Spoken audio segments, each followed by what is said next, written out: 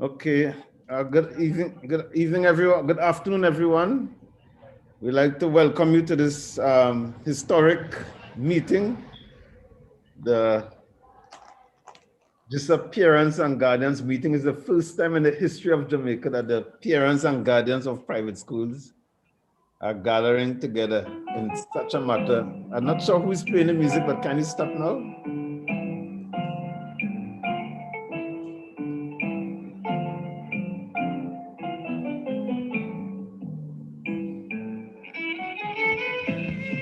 I think the music is coming through one of our media teams. Sir, the music is actually coming through your computer. Huh?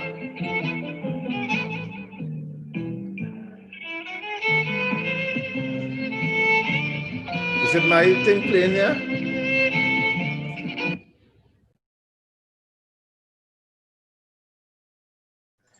All right.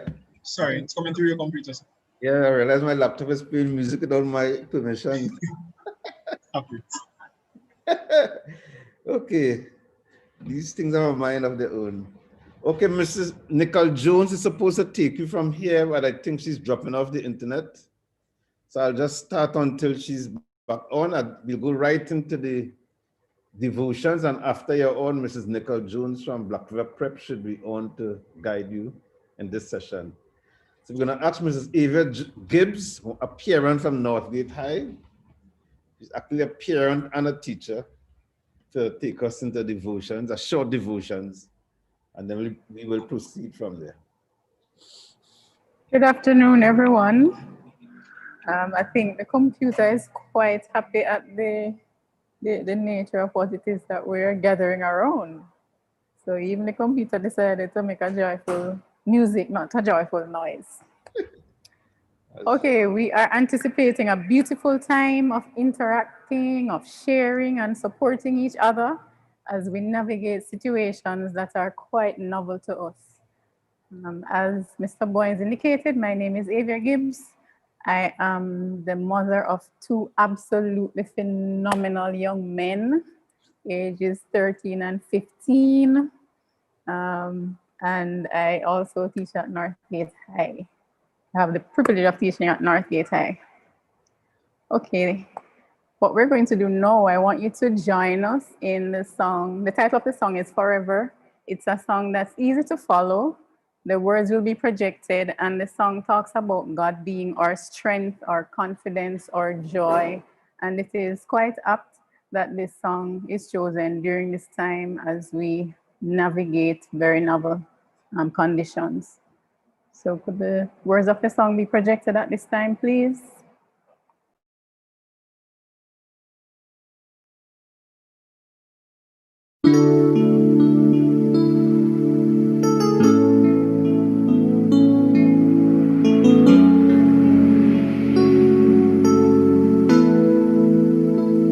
You are my strength, you are my shield, my confidence. I put my trust in you, my deepest joy, my hiding place. Forever I exalt you, Lord, and worship you. I worship you. I exalt you, Lord, and worship you. I worship you. You are my truth. You guide my path, Almighty God. You're the one that I adore. I give you praise and honor you.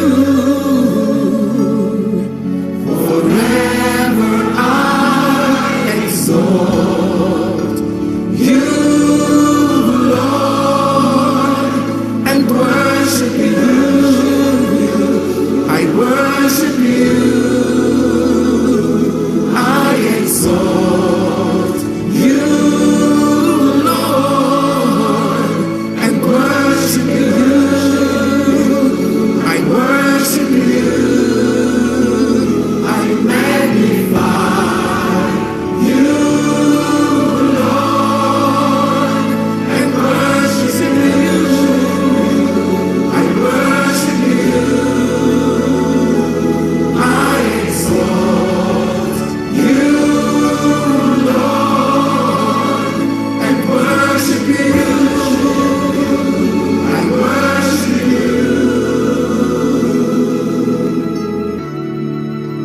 Many of the things we do will stop.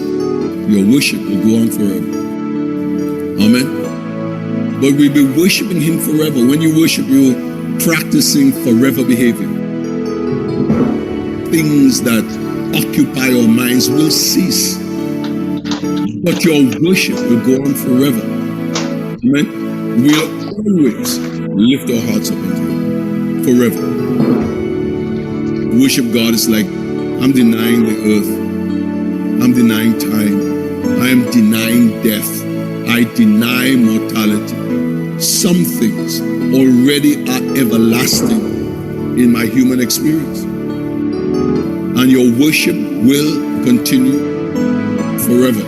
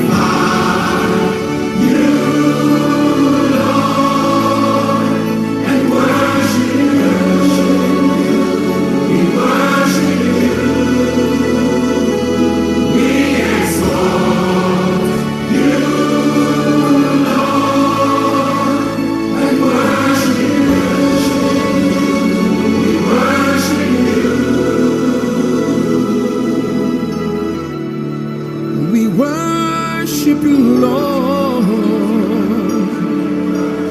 You are our God. You are our strength. You are our joy. We put our trust in you. Oh, oh, oh, oh, oh, oh, oh.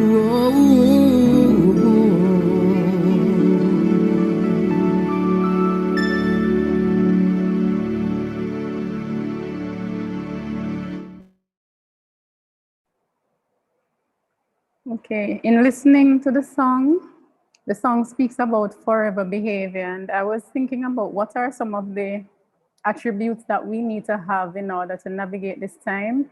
And I was thinking we need some forever behaviors. Like we have to be steady. It's important that we are whole. We can't demand of our children what it is that's not developed on the inside of us. So we need to take time to ensure that the steadiness, the sense of focus, and the postures that we want our children to have, that it is built on the inside of us. And so we have to take time to develop those things. I'm also thinking of the value of reminding our children of the importance of being thankful, being living in a state of gratitude, regardless of what it is that we face. It is important for us to help them to keep focused on those things. Also, the sovereignty of God. Events don't determine God's sovereignty. And it's important for us to live in that space and help our children to walk in that space so they're not sidetracked by whatever it is that they may face. And finally, the value of relationships. And this gathering today is emphasizing the value of relationships. We cannot walk this thing alone.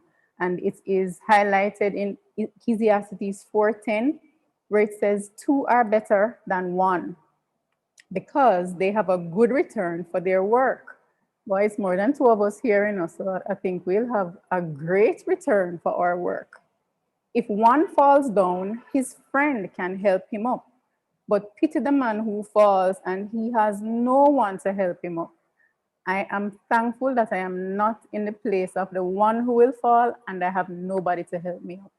And I'm thankful that we are all a part of a system that is helping to build that on the inside of us. Okay? So with that, I will move on to the next item, which is Cheryl Irving. She's a volunteer at Northgate High. She will be doing a song titled Prayer. And it's, could that song be shared at this time, please?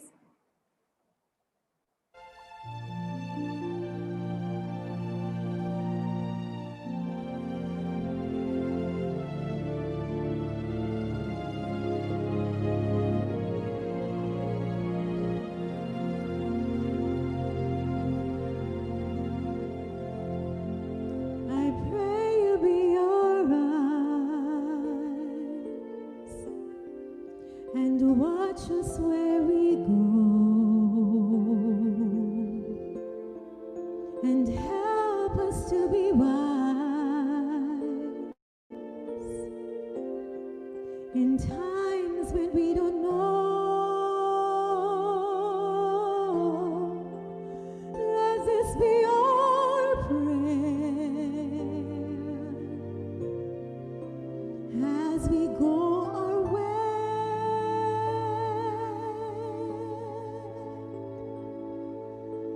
Lead us to a place, guide us with your grace, to a place where we'll be safe. I pray we'll find your light and hold it in our hearts. When stars go out each night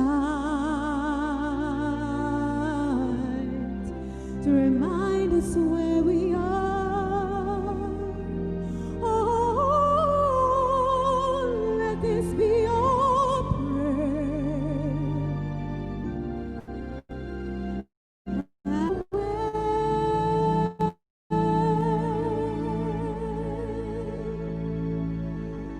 Lead us to a place, guide us with your grace, to a place where we'll be safe. Soniano il mondo senza più violenza, un mondo di giustizia e di speranza, un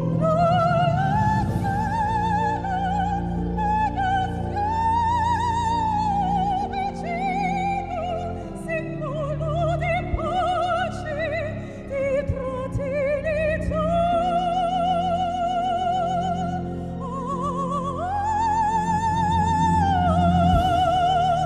We ask that life be kind and watch us from above. We hope it's all we find, another soul to love. Let this be our prayer. Let this be our prayer, just like every child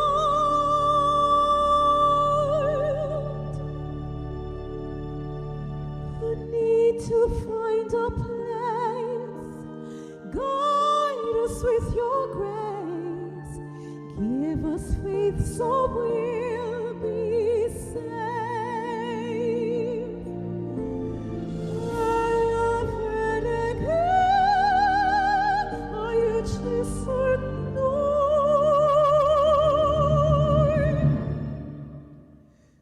Sento che ci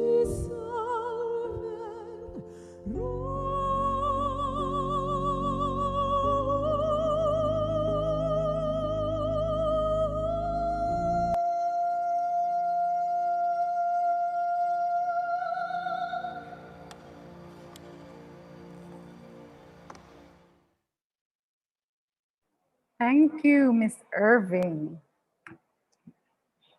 I'll pray now, but I'm not going to pray like how Miss Irving prayed because I am not able to pray like that. So I will do it the traditional way.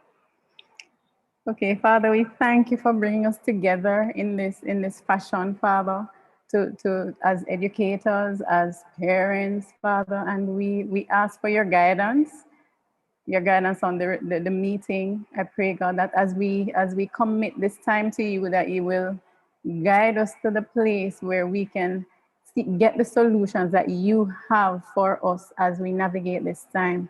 So we commit the plans that we have to you, because as we commit our plans to you, we're confident that they will succeed. So we thank you for a productive time together in your name, Father. Amen. Amen. Amen. Microphone check. I trust that you can all hear me. My name is Marcia Johnson Campbell. I am a parent of a daughter at Northgate High, and I will take you through this session. And we apologize once more for our colleague, Mrs. Nicole Jones from Black River Prep, who should have guided you this session. Really want to say thank you very much, Mrs. Avia Gibbs, for those inspiring words to begin this, which is a historic moment or a historic day for the Jamaica Independent Schools Association Parents and Guardians General Meeting for 2021. Want to acknowledge and welcome we will be having our Honorable Minister of Education, Youth and Information, Ms. Favor Williams. And we also want to acknowledge our President of the Jamaica Independent School Association, Dr. Faithlyn Wilson. We also have other members of the JISA executive, including Mr. Wesley Boynes, Donna Lowe, and there may be some others who are on. We want to welcome our PTA presidents, welcome other members of the PTA executives, our parents, our teachers, our guardians. To all of you who are on, whether it is by Zoom or you are streaming in on YouTube, welcome to this historic day. It's been noted that our Zoom meeting has reached its capacity of 100 persons, and so we will encourage other persons to join by YouTube. We will post the YouTube link in the chat shortly so that persons can circulate it to those that you know who are trying to join. Remind persons to have your mics muted and your cameras on, and we look forward to having a really great time this evening. This evening, we will have 4 sessions, and each session is going to be very powerful. So we hope that you will be able to stay with us for the entire evening. While you're seated at your computers, we know in the interest of health that from time to time you may want to stretch and relax. We encourage you roll the shoulders, roll the neck, stretch out the legs. We don't want anybody suffering from any problems while you are seated, and especially in this time when everything is virtual and there's a lot of Zoom meetings, etc. We tend to adopt a more sedentary lifestyle, but Avia will tell you how important it is for us to do the exercise, right? So while you're seated at your computer, take the time to do a little stretch every now and again. Have your water close by, but really look forward to you staying with us the entire day for this meeting. So welcome, welcome, welcome. If you want to send a message, you can send a private message to somebody, get to know somebody while you're in here. You might see a name, just send them a message or post a message in the chat, and we're really going to have a very good time. Our first session for this afternoon will really be led by Mr. Sheldon Brown, and he will take us into this first session. Thank you all. Okay, good afternoon, everyone. Thank you very much, Dr. Campbell. You did a lot of what I wanted to do, so thank you very much. I'm only left now to introduce the person who's supposed to introduce the speaker. However, I also want to add that there's also the media on. I know at least one person from the media was on from IRFM. So we have the media with us. And as Marsha Campbell said a while ago, this Zoom meeting is the second best we can do to a face-to-face or a physical meeting. So as much as possible, let us try to keep our cameras on and our mics muted. At the end of the presentation, we'll have a time of interaction, a time of feedback, about 15 minutes. Please do write down your questions, and we'll do it in an orderly way where you can raise your hands, and we'll take your responses. We want to keep this tight.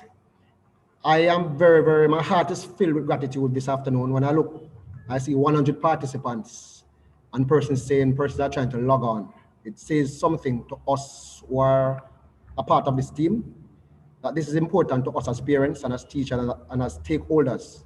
So we just want to really have a good time today. It's historic in our country, and it has happened at the right time, and we are giving God thanks. So the first session today will be led by our president, Dr. Faithlyn Wilson. And to introduce her, I want to welcome Andrea Jarrett Morris from NIP Preparatory School, and she will do the introduction of Dr. Wilson. Thank you, Sheldon.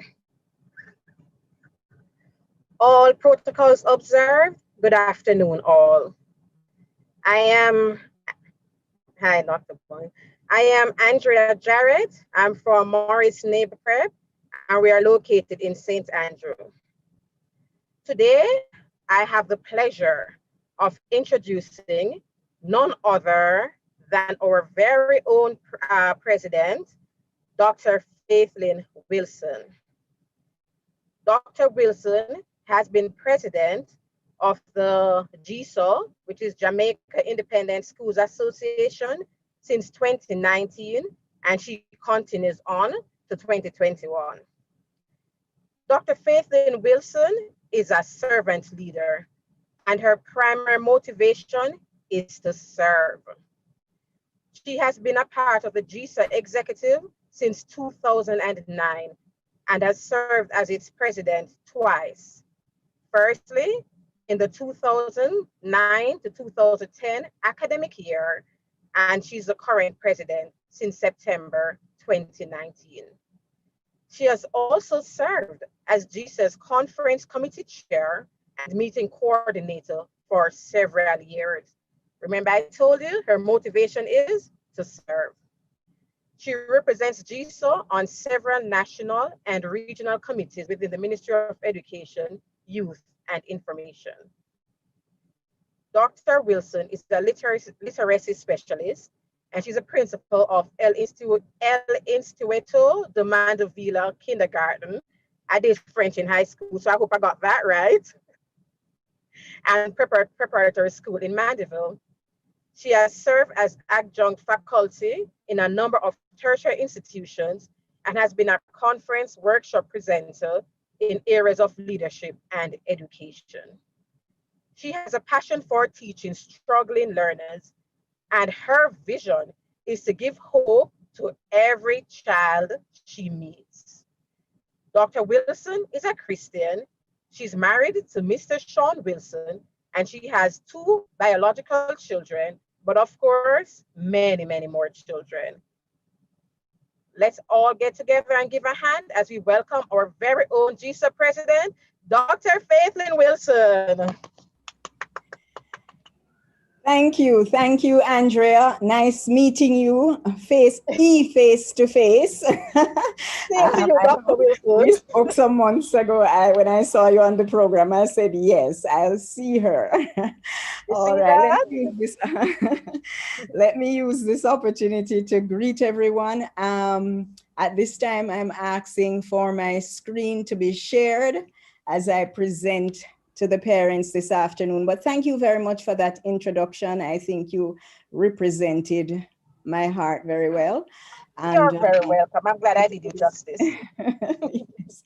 It is a total privilege to be here this afternoon to share in this historic occasion. I'm almost moved to tears because this is something that was envisioned maybe about 6 years ago, and we're just seeing the launch today. And I think it is quite significant, and that the benefits are left to be seen. I am hearing a noise in my background. It's lunchtime wrapping up. Let me just take care of that. Please excuse me. Okay.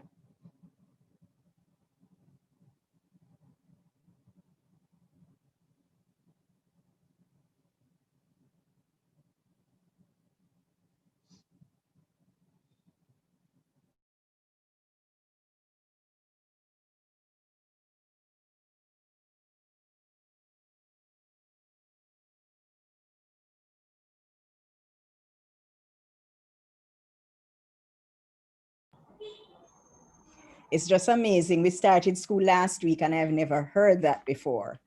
But we will not be daunted.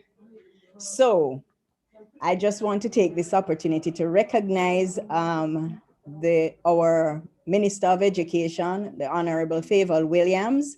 I'm not sure she's yet in the meeting, but we are expecting her to join us along with other officials from the Ministry of Education, possibly. I also have to recognize the presence of parents who have gathered here this afternoon. It just really warms our hearts that you're here. Need to recognize the school leaders and other members of the school community who are also giving support as well. And I heard that we have members of the press. We have to continue to work as partners in the education system to ensure that our children are given the best opportunity to fulfill their true potential and help us to transform this nation, which is in fact in need of transformation. I am still not seeing my screen. Oh, yes, I can share it now. I'm just realizing that I'm given the privilege to share it.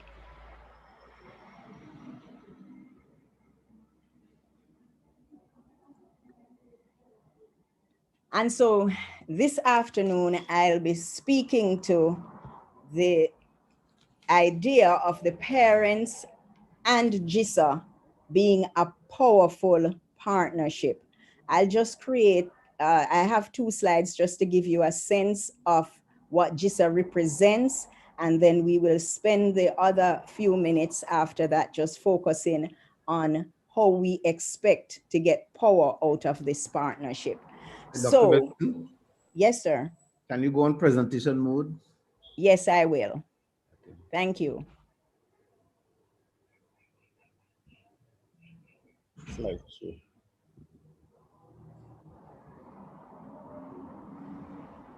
Okay. Okay. So JISA is or Jamaica Independent Schools Association was founded in 1969. So we are over 50 years old. The association is a professional organization of principals, vice principals, and directors of registered private schools. You may wonder, why has Dr. Wilson underlined the word registered? But as a criteria for becoming, one of the criteria for becoming a member of JISA is that the school has to be registered with the Ministry of Education. And so once a parent is part of a JISA school, that parent also knows that this is a school that is registered by the Ministry of Education that regulates private school education in Jamaica. And it is important to choose a school that is a part of the regulated school system in Jamaica. We know that no matter what happens, you will always have the unregulated system will still operate. But if you want the best for your children, you'll choose a school that is duly registered by the Ministry of Education. And one test of that is that the school is registered with the Jamaica Independent Schools Association. JISA is a duly registered organization. JISA is registered as a charitable organization with the Department of Friendly Societies. So we have to make our annual returns and other submissions every year like any other legal entity.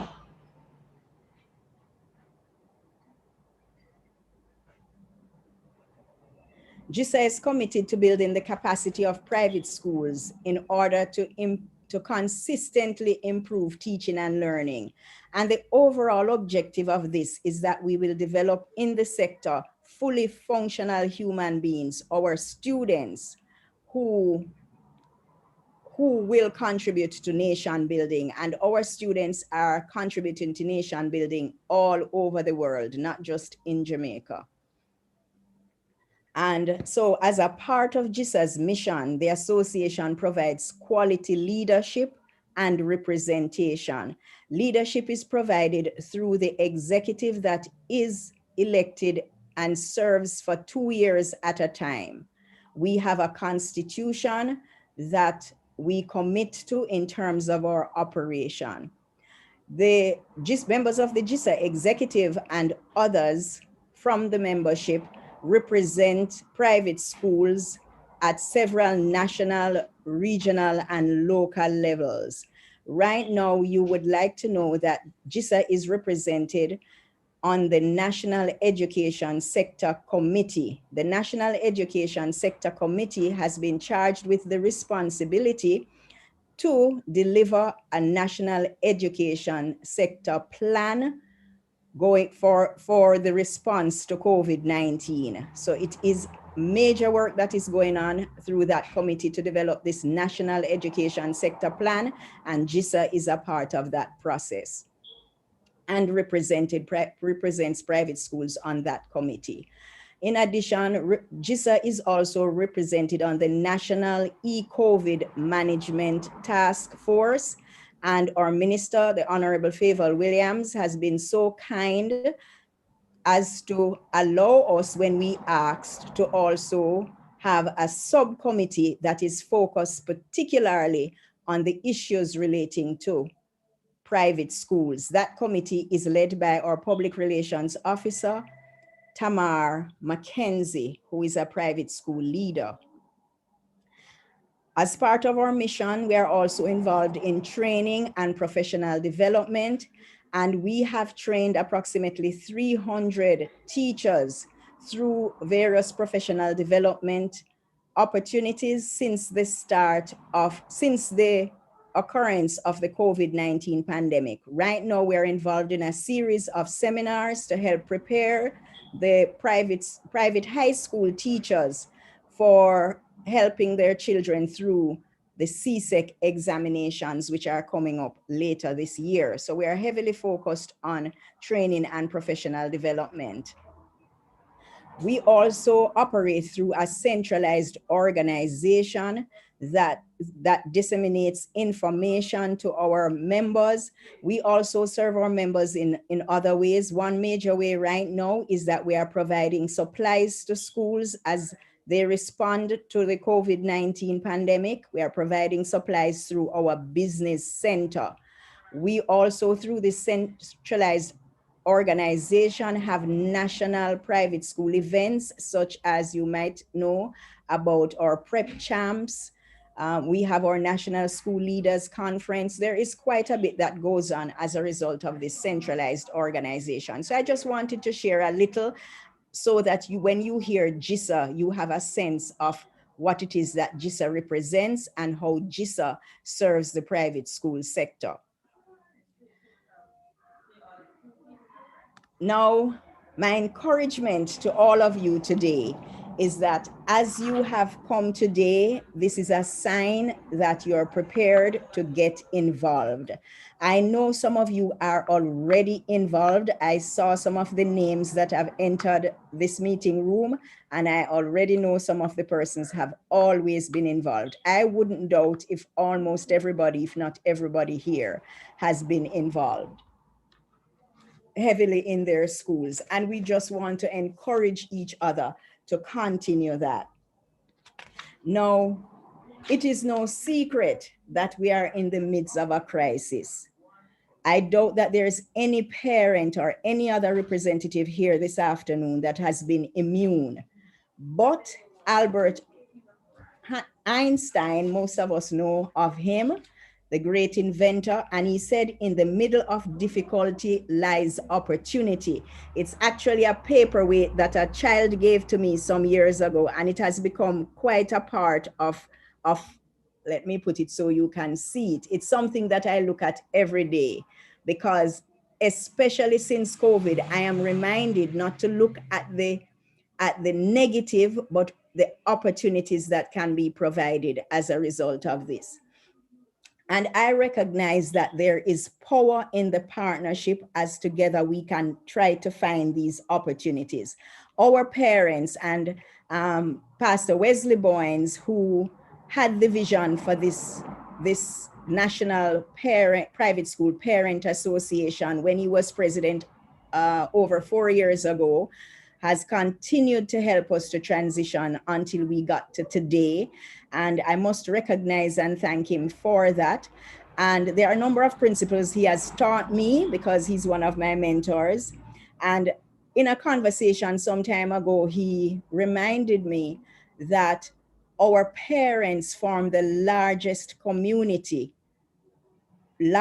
private school community. Every child has 2 parents at least. And if you add the grandmas and the grandpas and the cousins and the aunties and the uncles, and it just gets larger and larger. So our parents form a very formidable part of JISA schools. And so we are happy, really very happy, that we are beginning this partnership today.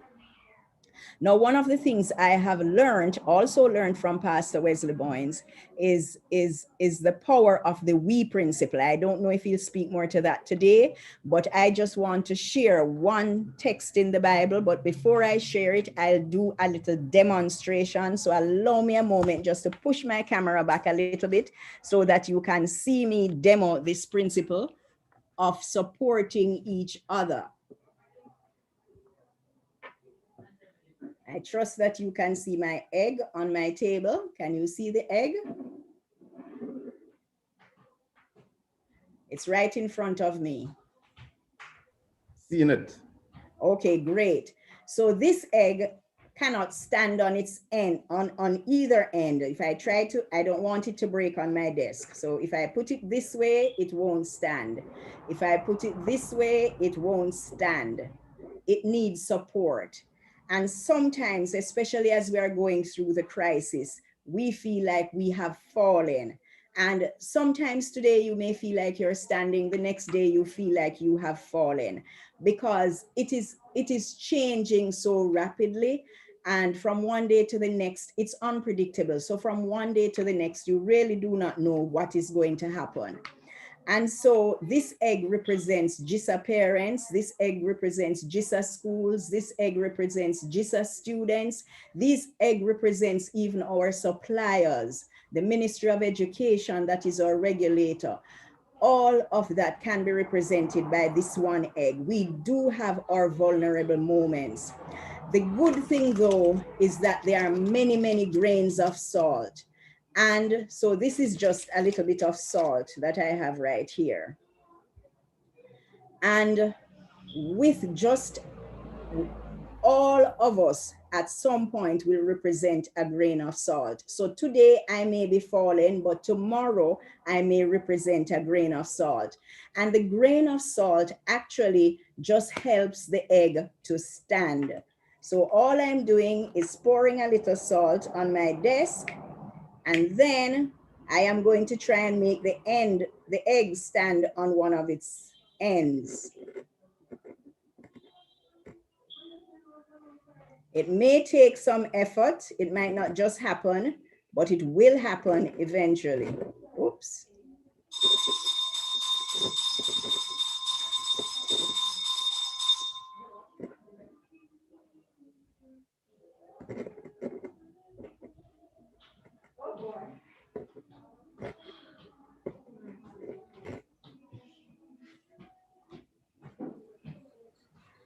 Or it's not cooperating today? The egg is not cooperating today, and I tested it before and it did. So I'm not sure why it's not cooperating now. Maybe it needs a little more support. Let's give it a little more support. Oops.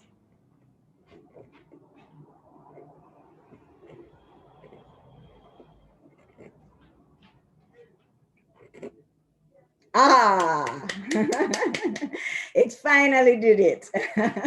So that is how it is. All right. So with that kind of support, we all have those moments when we fall down. And Mrs. Gibbs, when she shared with us earlier, she actually pointed to one of my favorite texts in the Bible, Ecclesiastes 4, verses 9 through to 12. I just picked out the parts that I thought makes the point that I'm trying to make. And that is that two are better than one. Though one may be overpowered, two can defend themselves. A cord of three strands is not quickly broken. And so whereas I may be broken and fall down if I'm isolated, together we are stronger. And so we just need to be that grain of salt that provides that kind of support in this very difficult time. There is power in partnership. Together, we need to reimagine private school education. We are never going to have school like it was before. Too much has changed for us to go back. What we need to look to is the future. And what we need to do together is to find the opportunities in this crisis. A crisis can be the mother of innovation, but schools left on their own may not be able to reimagine private school education. Parents left on their own may not be able to reimagine private school education, but we can benefit from the power of 2 or 3 or 5 or 100. The Bible speaks about all those numbers in terms of partnership. And so we need to look at it because this is a fantastic opportunity. And in some other session, we can brainstorm on these opportunities. We need to act and learn and overcome challenges together. Many of our private schools are saying that the parents tend to criticize. Some parents, not all, we always have our supportive parents, but some parents will criticize. And I have no doubt that some of us as private school representatives criticize the parents too. But what we need to do is make these adjustments together as we reinvent private school education. We also need to understand that coming out of this, something new is going to be created, and we need to create that together. Now, we know that as we are not like God, who created a perfect world in 7 days, we are in 6 days and rested on the 7th. We are human beings. We are subject to various failures and faults. As we are creating something new, we are going to make mistakes, fall down, all kinds of things are going to happen, but it does not mean that we are not creating something new. I think it's Thomas Edison who made hundreds of mistakes when he was trying to create the light bulb. And it is said that his response to it is, now I know another way that I shouldn't do it. But many times we are not very tolerant of the weaknesses of each other. So in the private schools, we might not be tolerant of parents might not be tolerant of us, but let us be conscious of the fact that we are creating something new and lend support like the grains of salt to the egg, who is our fallen brother or fallen sister.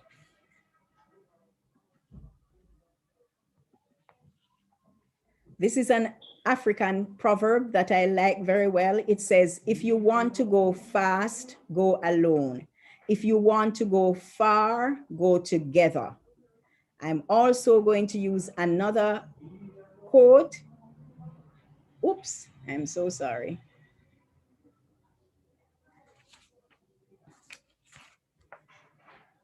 It's Al Gore who said,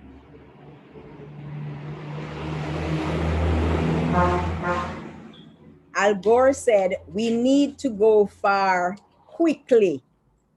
He's a former US vice president, and he said, we need to go far quickly.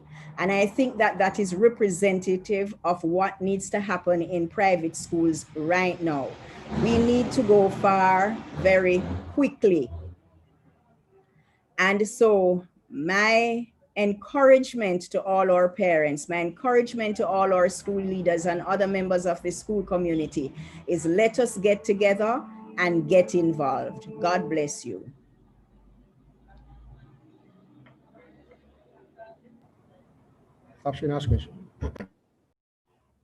Thank you very much, Dr. Wilson. That was very informative. I learned some things about JISA, even though I've been involved with JISA for some time. I learned some things. You made some very important points, and I think one of the most important points that you made was the issue of togetherness and the power that we as parents in the private school that we have. In another discussion, we were looking at the financial implications for that. And there are many times when, we feel it as parents of private schools where things are done for the children of Jamaica, but the students of the private school, our students, are left out. And I know from a JISA perspective, it's something that we're not pleased about, or the body's not pleased about, because the students are Jamaicans.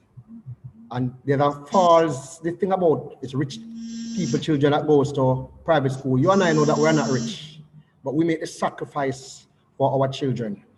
And for us to go forward and to make a statement, that is why when I looked at the Zoom and saw 100 persons and people asking for the login, I said, yes, it means people are getting it.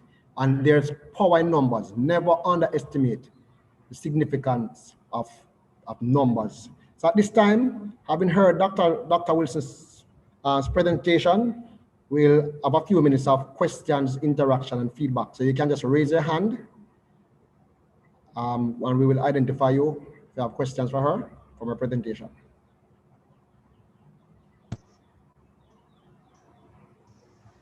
Yeah.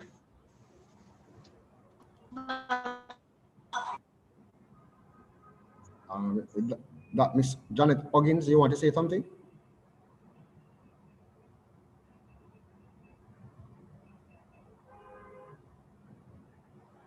Not yet, not yet. For those persons who are on YouTube, you can also type your questions in the YouTube and it will be asked. Let me ask a question to get the ball rolling.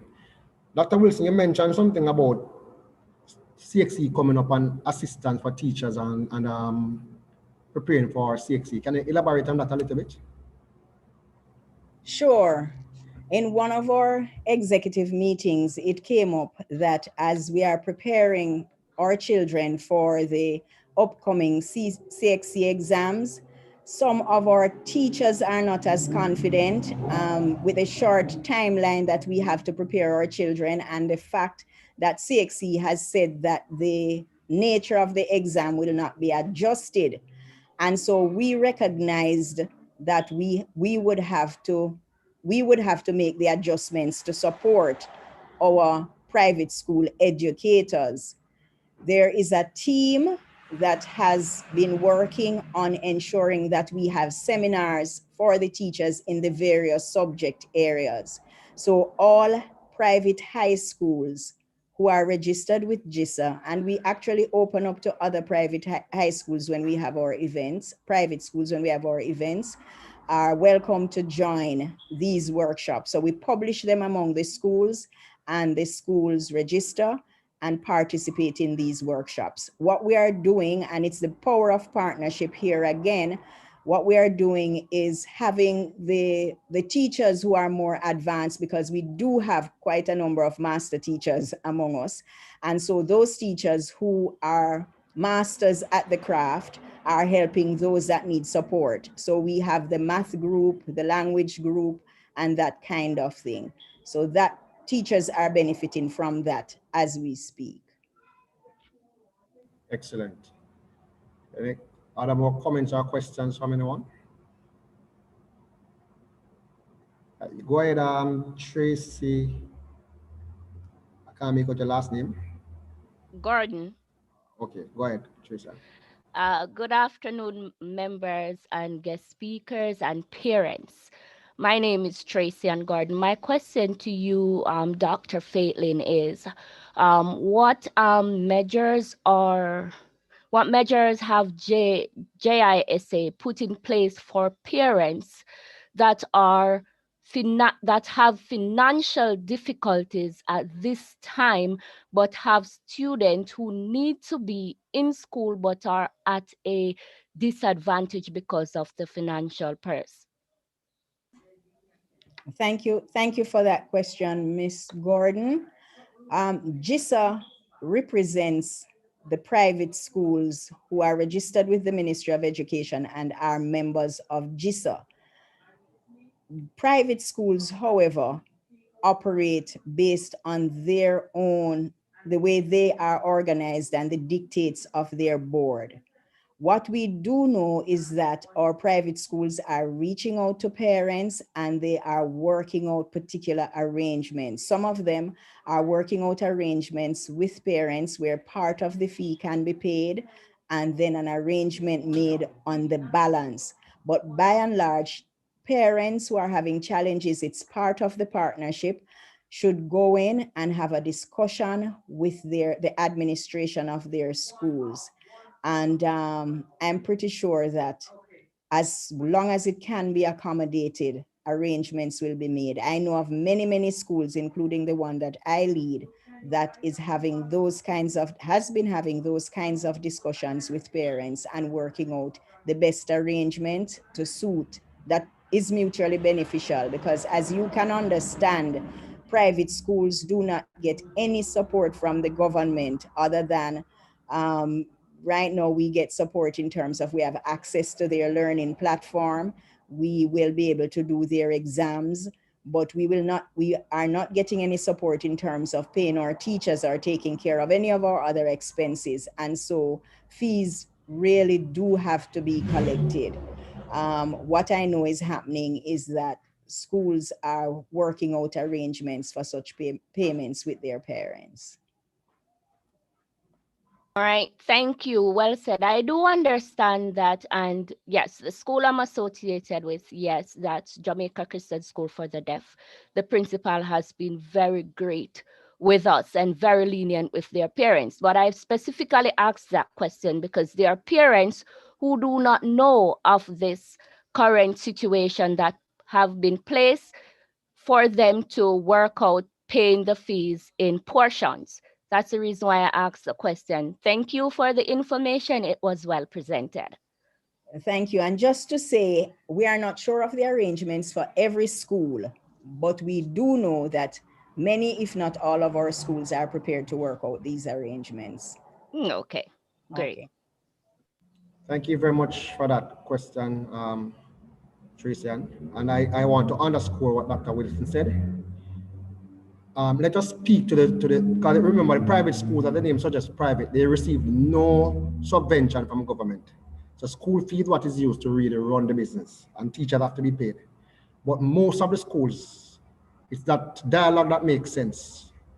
Don't shy away. If we can't afford, don't shy away. Have the dialogue and make the arrangement. That's very, very important. Have the dialogue and most of schools will allow you the time to pay. I think there's another question by Marsha Campbell. Go ahead, Marsha. Thank you very much, Mr. Brown, and thank you so very much, Dr. Faithlin Wilson. Excellent presentation. I've had some discussion with some friends. They had their children in a private school, and then when fees were to be paid, there was this great concern.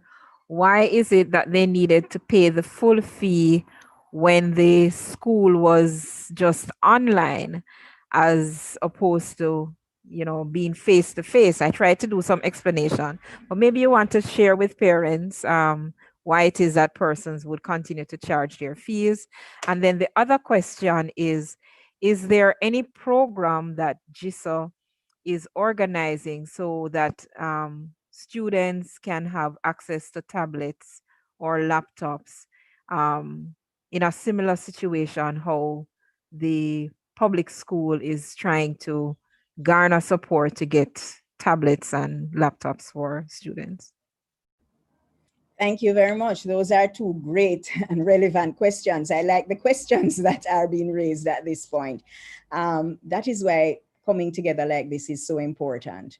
In relation to why schools would charge the full fees, I can tell you that to move an entire school online does require some infrastructure and ICT equipment. So let us just consider some of the things that would change. First, the school would have a lot of teachers relatively. So maybe a dozen, 2 dozen, 3 dozen, 4 dozen, depending on the size of the school. So there would be many teachers. Each of these teachers would need to have a device to teach from. If you just calculate the cost of 30 laptops, that's quite significant. In addition to that, to have the teachers teach, whether from home or from school, there needs to be data. And the many schools, in order to get the reliability and also the speed capacity, have had to put in additional internet speed, or some schools have had to add a second provider. So you now have a flow bill and a Digicel bill to pay, because if flow goes down, you want to be able to jump on Digicel and vice versa. In addition to that, the school plant, and I'm just throwing in a few, the school plant would have to be maintained so the buildings don't disappear. The security cost does not disappear. Because since COVID and when schools closed, a number of schools reported to us that their institution was broken into and quite a bit was stolen. So you still have your security cost. Your staff cost, by and large, does not change, because the administrative team would need to be still around to support the teaching, because teaching happens within a framework. And so there are some significant costs, that capital outlay that is required just to be on and maintain online school.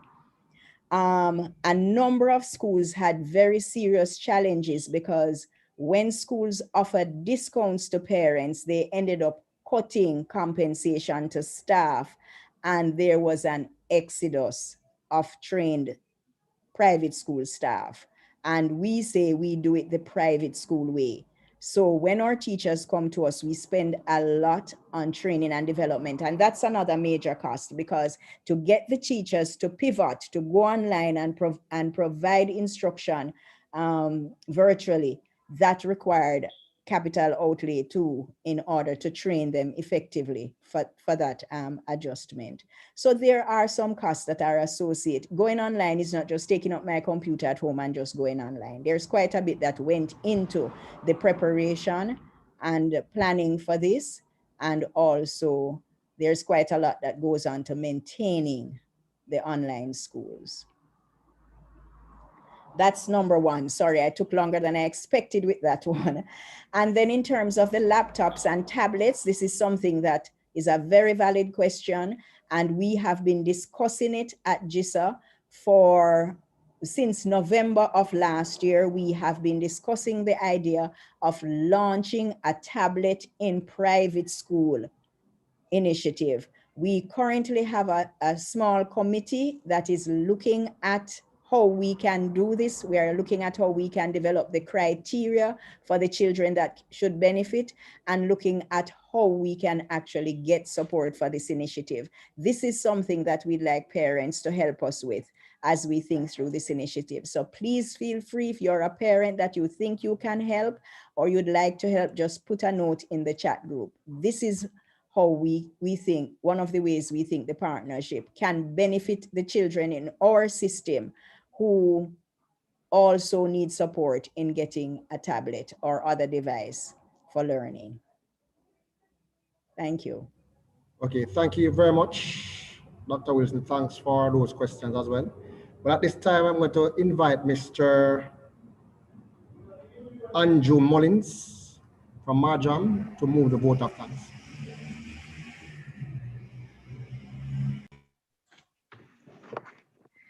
All protocols observed. Good afternoon, everyone.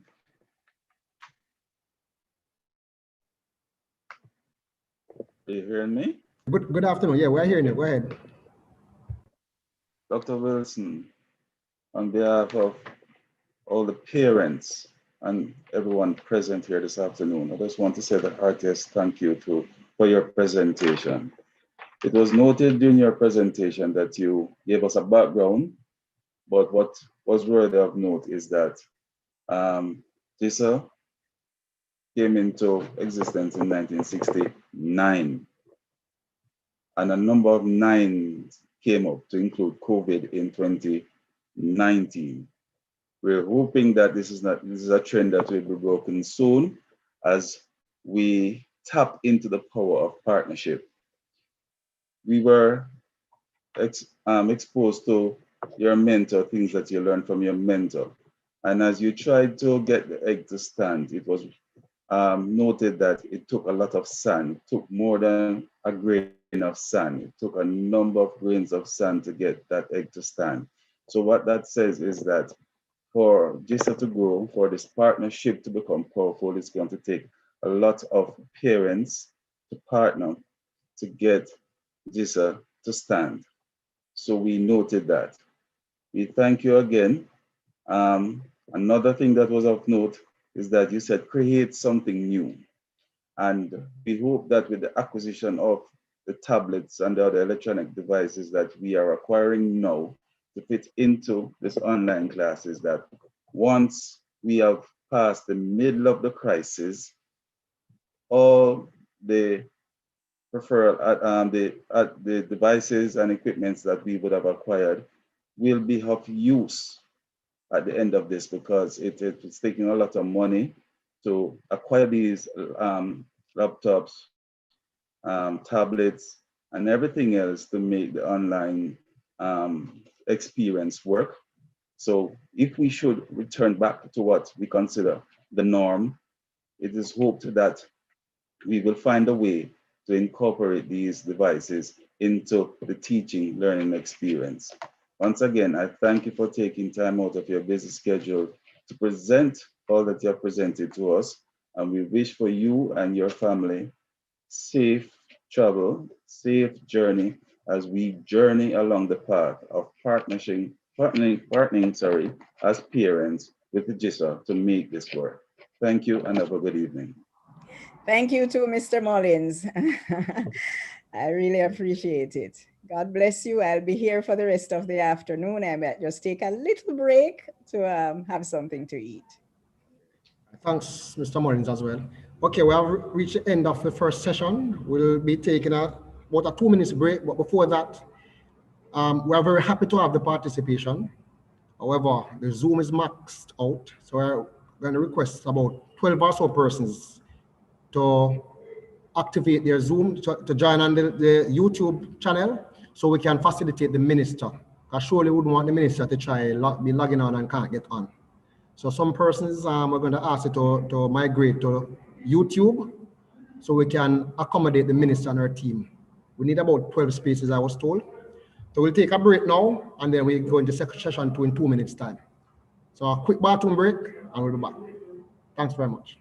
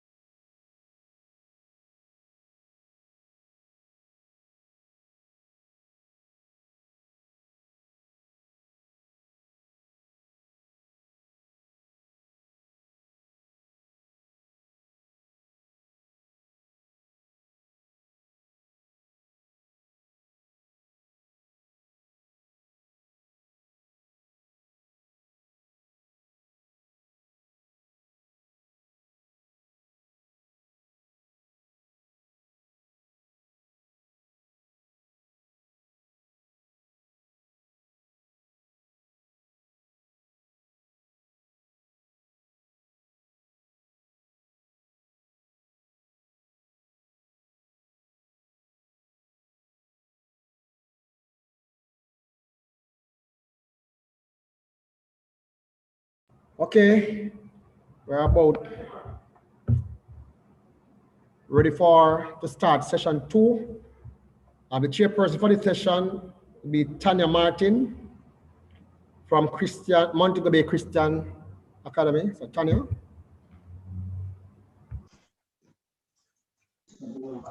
Yes, morning, afternoon. Can you hear me? Loud and clear, loud and clear. Okay, hold on, Tanya. Let's make sure Donna Lou is in. She just had a power issue. Can you check on that, Sheldon? She's back. Oh, she's back? Okay, all right. Go ahead, Tanya. Good afternoon and welcome to session 2 of the JISA Parents and Guardians General Meeting. All protocol observed. The Honorable Favour Williams, Minister of Education, special presenters and parents, welcome. Our presenter for session 2 will be Mrs. Lowe. She will present on the topic, the spending power of parents, supporting JISA and the private school sector. Mrs. Donna Lowe started her career in the 1970s as a computer programmer and systems analyst. As the then Deputy General Manager of Mac Systems, she was responsible for the engineering, systems and programming, training, and customer support portfolios within the organization. In the 1990s, Mrs. Lowe decided to leave the corporate world and start a manufacturing company. As operations director of Rainbow Awnings, she was responsible for the procurement activities and credit facilities. She effectively managed the financial operations of the organization and grew the client base and revenues through synergistic partnerships. Wishing to fulfill her desire to have an impact on young lives, Mrs. Lowe equipped herself with a master's in special education and transitioned from business to education to take the lead as the principal of Genesis Academy. As co-owner of this highly reputable special needs school, she was instrumental in its development and growth since its inception in 2003. Now semi-retired, Mrs. Lowe runs an e-commerce business and continues to help others live a life of significance through coaching entrepreneurs. She believes that it is only through helping others to achieve what they want in life that you will be able to achieve what you want in life. She is married with 3 adult children and a grandson. Please join me in welcoming Mrs. Donna Lowe. Mrs. Lowe, over to you. Hi, good afternoon, parents, guardians, colleagues, friends, all protocols observed. Thank you so much for that, Tanya. Didn't sound like me, right? But you know, the devil is at work here, you know, because I was from home, had a power cut. I can't tell when last we've had a power cut there. And so I was rushing to an internet cafe. So now I'm in my car. Okay, so let's see if we can finish this session as we are here. But I just want to thank Dr. Wilson for just setting the stage in terms of giving an outline of what JISA does and why JISA came about, you know. And I hope you get an idea of our mission and what we're hoping to achieve. And so I'm just kind of going to continue that discussion, but maybe tell you a little bit more about what happens behind the scenes. You know, how does it work? How does JISA make it work? First of all, I just want to say that JISA is a staff of 1, okay? And a whole lot of dedicated volunteers. So even the entire executive, they're all volunteers. So they're running their schools and they're running the organization. So they're definitely working from their heart. And so JISA, I think, is a rare organization in that it has created a very supportive environment for our schools, for our private schools. And there is so much selfless, I would say, support of each other, sharing of information, sharing of resources, lifting each other up. Um, we don't operate as competitive schools in any form or fashion. I must tell you that. They just willingly share information. And last year would have been a time when that became very invaluable because we were all doing so many first in terms of COVID. How do we do that? How do we pivot? How do we go online? Are you going online? What are you doing? There were so many questions, so many chats in the group, and it is only because of sharing that we have been able to survive. I'm telling you, because under normal circumstances, the life of a principal is horrendous. Okay, principals are the CEO. They're teachers. When teachers don't show up, they're in the classrooms. They are counselors. They're mentors. They're that listening ear to the parent who is having a challenge with a child.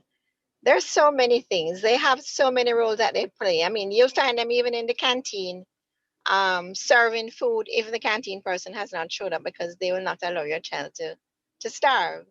And so our principal plays many roles, and COVID just added to that, you know. And so JISA has been able to just create that supportive role that was so needed last year and beyond.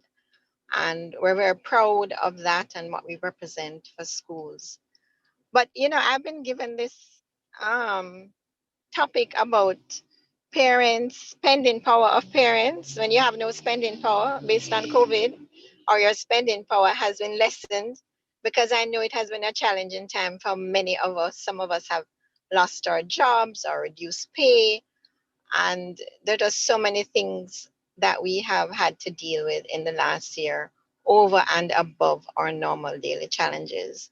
So it's really how best can we spend the dollars that we already have. It's not really asking for any more because there's no more. You know, we work with what we have, and God is good and God will always provide.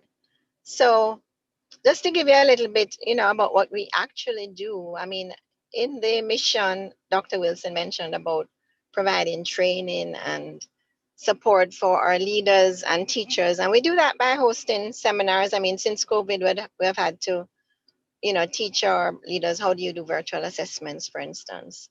We've had to put on a seminar about how do we help teachers and parents cope with special needs children who have to operate online when they can barely, there's challenges face to face. And so, you know, we are always supporting our teachers to upscale. Some of them may not have been very comfortable with IT in to begin with, but we share our best practices, and that's how we've been able to manage. I mean, I'm going to say, and maybe the minister is on, I don't know, but I'm saying it anyway. But just as schools, in my opinion, has always been the underdog in education. And that leaves us with the last group. They Milk or soy milk. It's in the we are dairy group. we are private schools, yes, and the ministry sees us as private institutions, almost in the same vein as private corporate companies. And so we have had ongoing conversations with them to change that perception. And I think we're making inroads in that. In that, yes, we're private. Yes, we are to operate on our own steam. But we're teaching everybody's children. It's the nation's children. Have I gone? Okay. And so I think we're sending a message now where they are supporting us in terms of providing resources, not cash resources, unfortunately, but certainly resources that don't cost them anything more. So we get invited to training workshops. We will have access to the classroom management, learning system platform, things like that. We have had to advocate actually on the school's behalf so that we get access to whatever we can to offset the costs that private schools would normally have had to face during this time. And so that's one of the things we're big on, because we really want to give you parents, your children, the best quality education that we can. And we can only do that through continuous training of not just our leaders, but also our teachers. Another thing that JISA does, some of you may know, we also do national development in terms of sports, because our children, we don't only focus on academics, but we want to teach them other skill sets, such as, fair competition, the discipline, relating hard work to results, things like that will, put them in good stead for the rest of their lives. And I think are very important character skills to hone at this stage. And we do that through sports. So we stage many events like the track and field, or football and netball. Those are the sports that we are currently able to do, but we have certainly want to extend that in the future. And as I mentioned, it's all volunteers. JISA is about volunteerism, because all these events are staged and are organized by a very loyal sports committee made up of past parents, principals, coaches. And these past parents' children are now adults, some of them, So this is an area where parents, we do need your support. If you are sports enthusiasts, you can reach out to us. We'd love to have you as a part of our planning committee. And if you can't be a part of that, then we need volunteers on the days of events, just bodies to manage all the activities that take place. And so we want to invite parents to participate that way as well. But most important thing though is that to do all of what we do costs money, and the schools don't have it.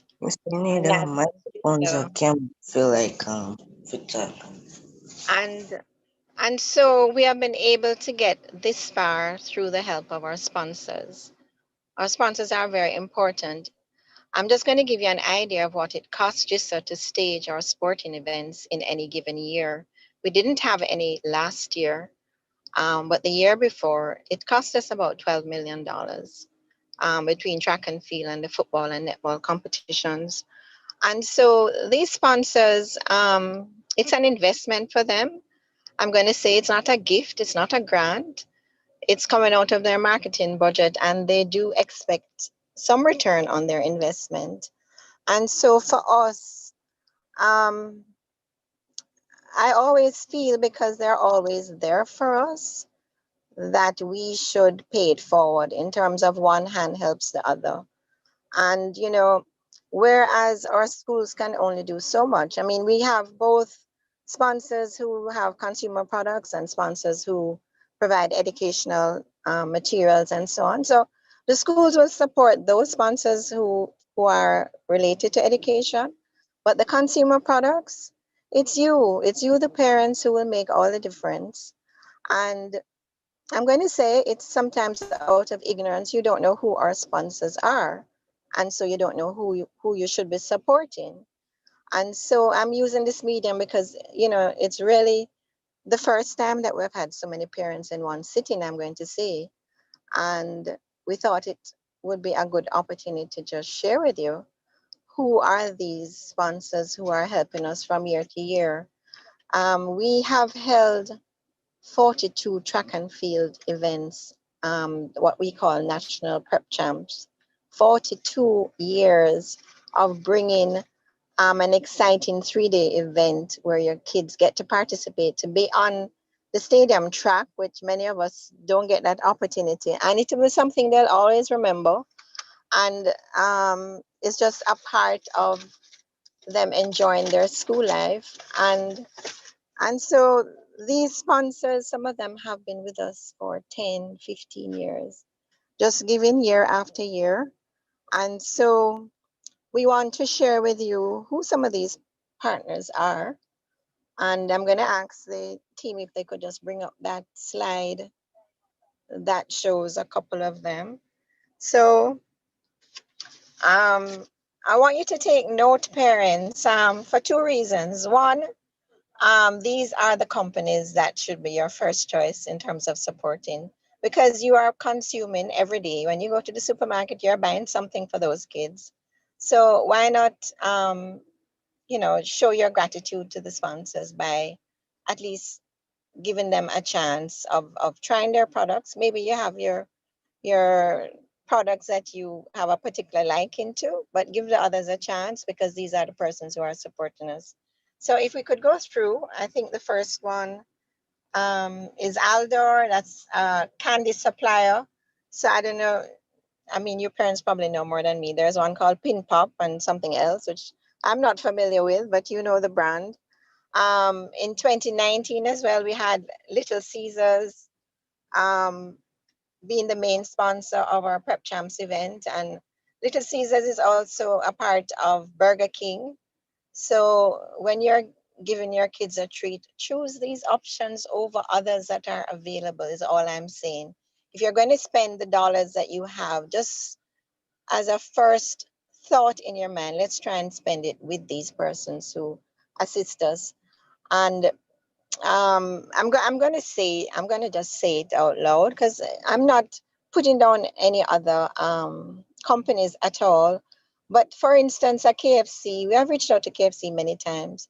It's just not on their plan to support educational programs like this, or certainly not private sectors.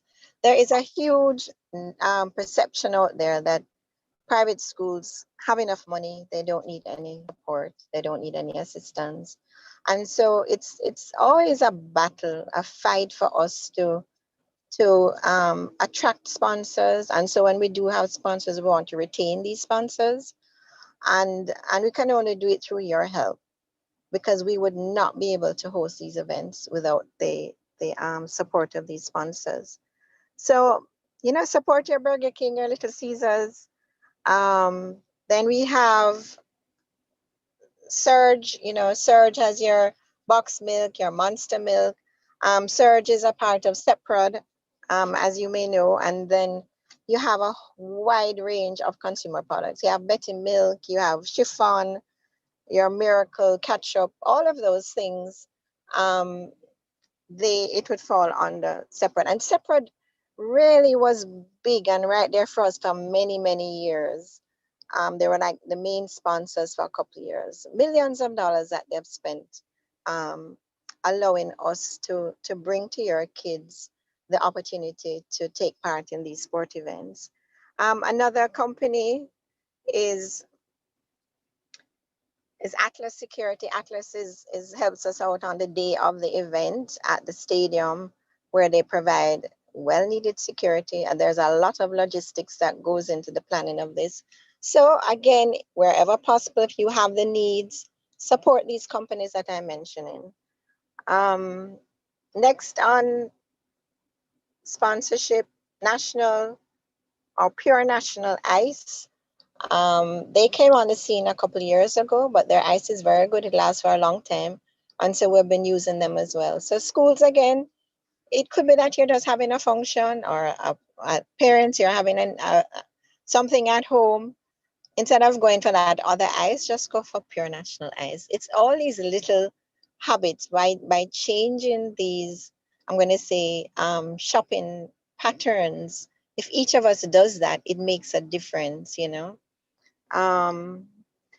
Another sponsor that we want to really big up is Reggae Jamming. Oh my Lord, Reggae Jamming has been with us for over 10 years, always making a sizable contribution.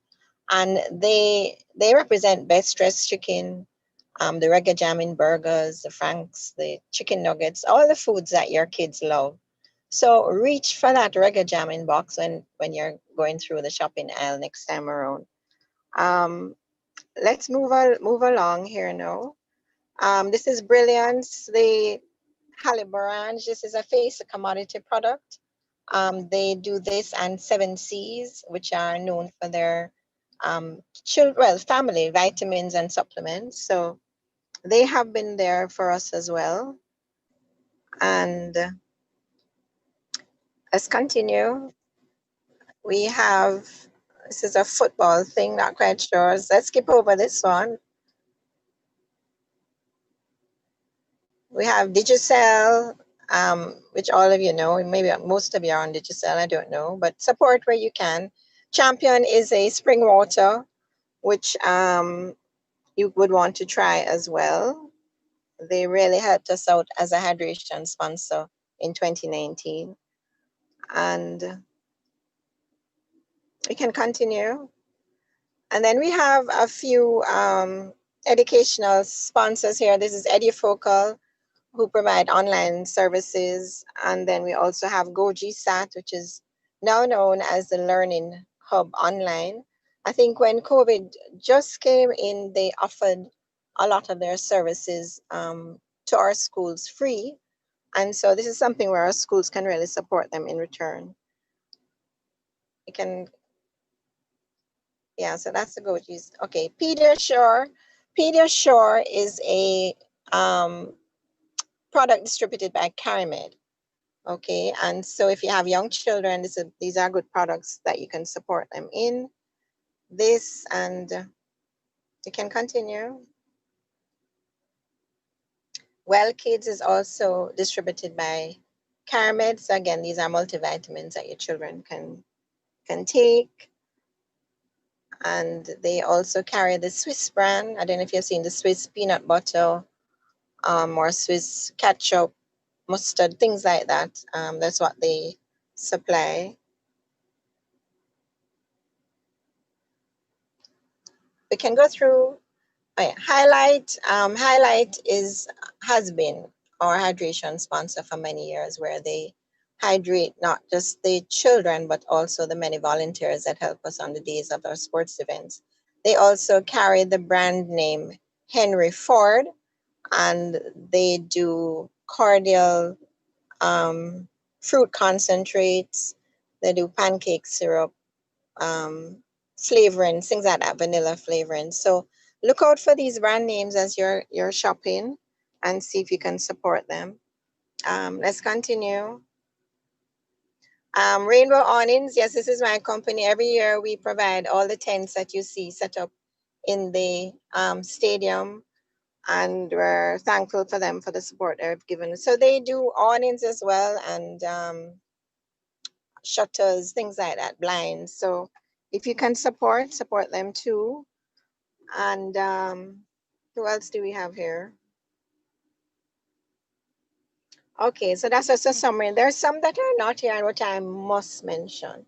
Tasty has been a long time supporter of JISA events, and so has Lasco. So, you know, the Lasco drinks, all the different beverages and food items. Reach for them, I'm saying to you, because in the long run, it will come right back to you, because without their support, we just cannot host these events. And then I don't want to forget Caribbean Producers Jamaica as well, because we launched maybe 7 or 8 years ago, a Western invitational meet, and they are the ones who came on board for many years, so maybe 5 of those years, single-handedly allowing us to give schools in that region the opportunity to participate, because schools just did not have the money to come to Kingston for 3 days and 3 nights with their athletes. And so, I mean, when the kids came on that track at Catherine Stadium, I mean, it was like Christmas, the way they were so joyful to be participating. And that's something that we want to be able to continue in the years to come. So I hope you get a sense of some of the companies, because this is by no means the whole list. And maybe we should circulate this to our school so that they can circulate it to you, so you have something in your minds, in your consciousness as you're going out there. And all we're asking you to do is switch your shopping patterns to support who supports you. And I don't know, do you think that makes sense? Do you think that's fair? Because our schools and you as parents, we can't do it. And so we just want to show our gratitude by returning that kind of support to them so that there is more to come for the future for us.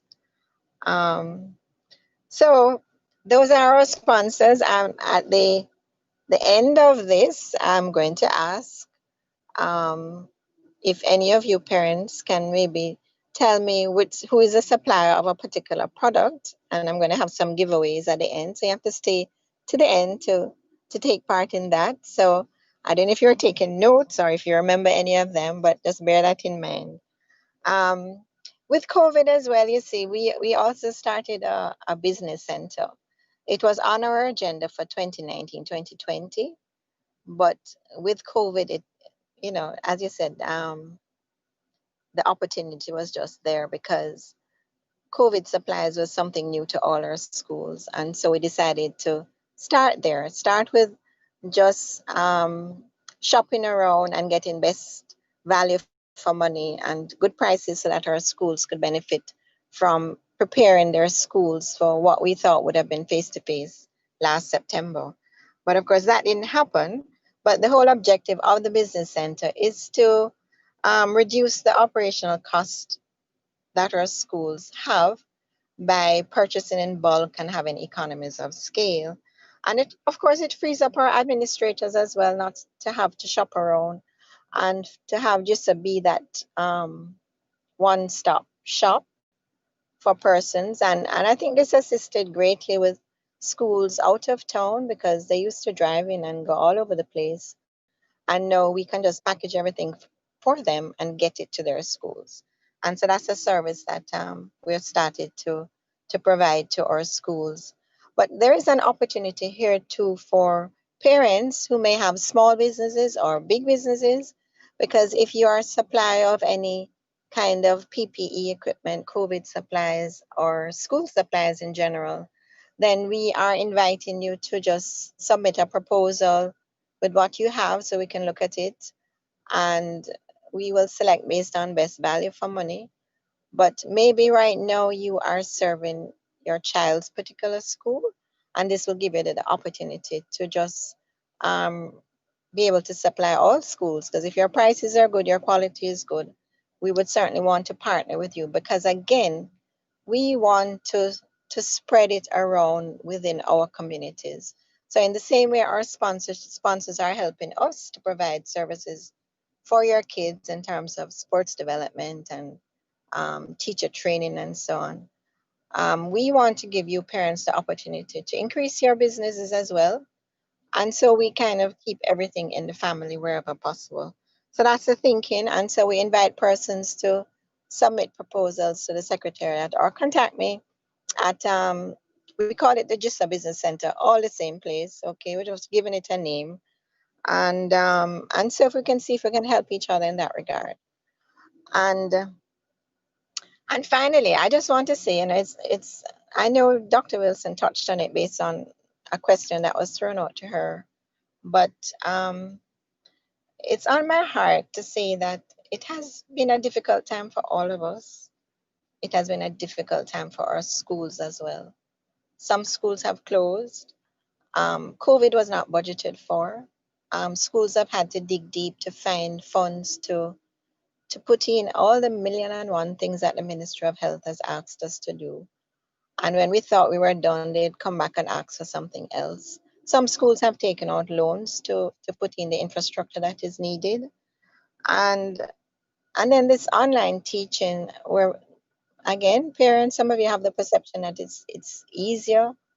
It's not. And especially now that we're face-to-face and we're using the blended approach, it's more strain on our teachers because they're teaching in different modalities and they have to prepare lesson plans differently.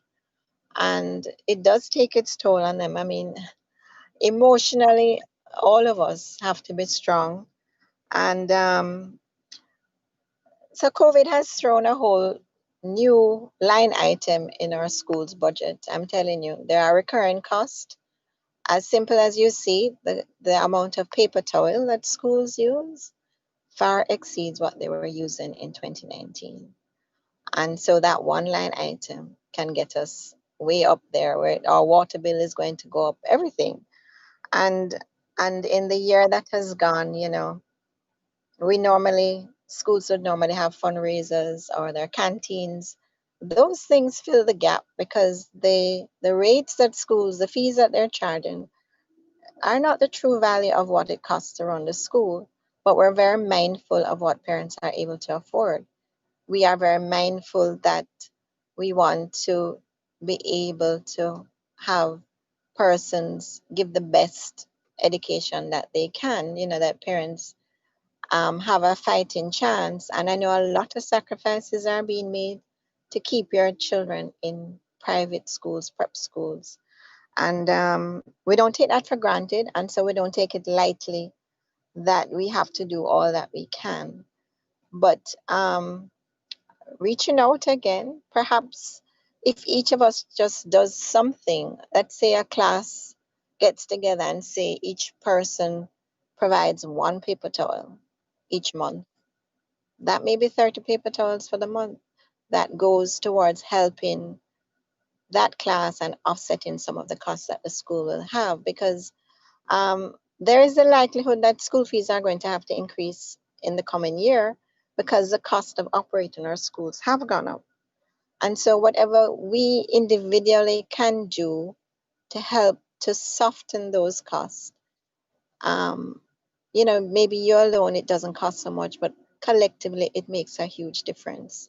It could be just a gallon of sanitizing gel, for instance. All these are new costs that schools never had to deal with. And so if our PTAs can kind of get creative and see what they can do it doesn't matter how small it is, I'm sure our schools will appreciate anything that is done, because it has been a really rough year for all of us. And so, yeah, that's just the business side of JISA, how we operate, how we have to reach out to partnerships to do all that we do. And, you know, just being able to connect with you parents, we just see that partnership expanding. And there is power in numbers. And I think together we can be stronger. And every little bit counts.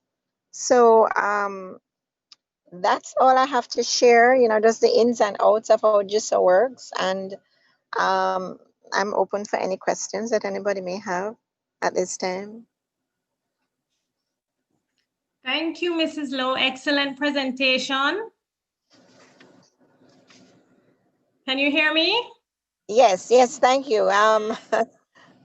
Excellent presentation. Yeah, you spoke about JISA supporting national development for students and seeking volunteers to assist at sporting events whenever that opens up again, since we're in the middle of COVID. And you also ask parents, money comes in when we support your sponsors. And you reminded us all that in order for JISA to have money to support all these important developments for the private schools, you need the volunteers to be supported. So parents, make note of all the sponsors. She had listed a few of them. She's gonna have a competition at the end.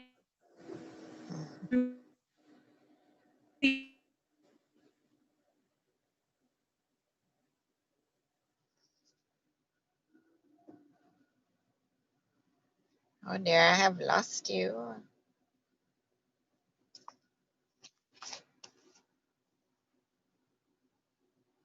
It appears Tanya has fallen off. While she tries to reconnect, are there any questions that you have for Mrs. Lowe?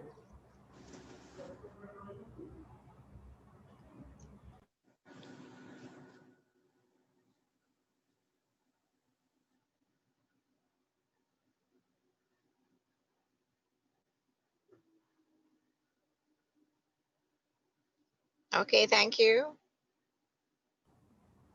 Was she that clear and so precise? There are no questions. I know I appreciate what you shared, Mrs. Lowe, and definitely some of these companies I was using not aware of, and some of them I look out for, because we have to support. And when we understand that, and companies are aware that you have a group of people in the island that if we support their school, we can force the hands of businesses to support us. And again, it comes back to the whole thing about the power of togetherness. Yes. So let us do that and ensure it works.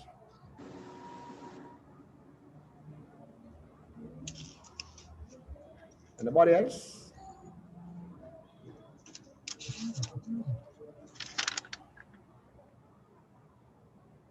Person may be waiting on the prizes, Mrs. Lowe. Probably are waiting on the prize that you say you're giving out. We're going to do that at the end. Okay. Or will they forget what I've just said about the sponsors? I don't know. Who is it? Are you the chair now? Who is the chair of the meeting? The chair should actually be Tanya, but she fell off, so I'm just filling in. Oh, okay. I mean, you guys can tell me if you want to do it now or do it at the end. You can do it now because of how the program is set up. Okay. All right. So I'm going going to to identify the persons, or what? You need to tell us how you're going. All right. So, and then you take note of who they are and which school, because then we'll get the package to the schools. Okay, so could you use the raise the hands feature, please? Because if everybody try to raise the hand virtually, sometimes your hand is lost in the background. So there's a raise the hand feature and the Zoom on the bottom. You go to react.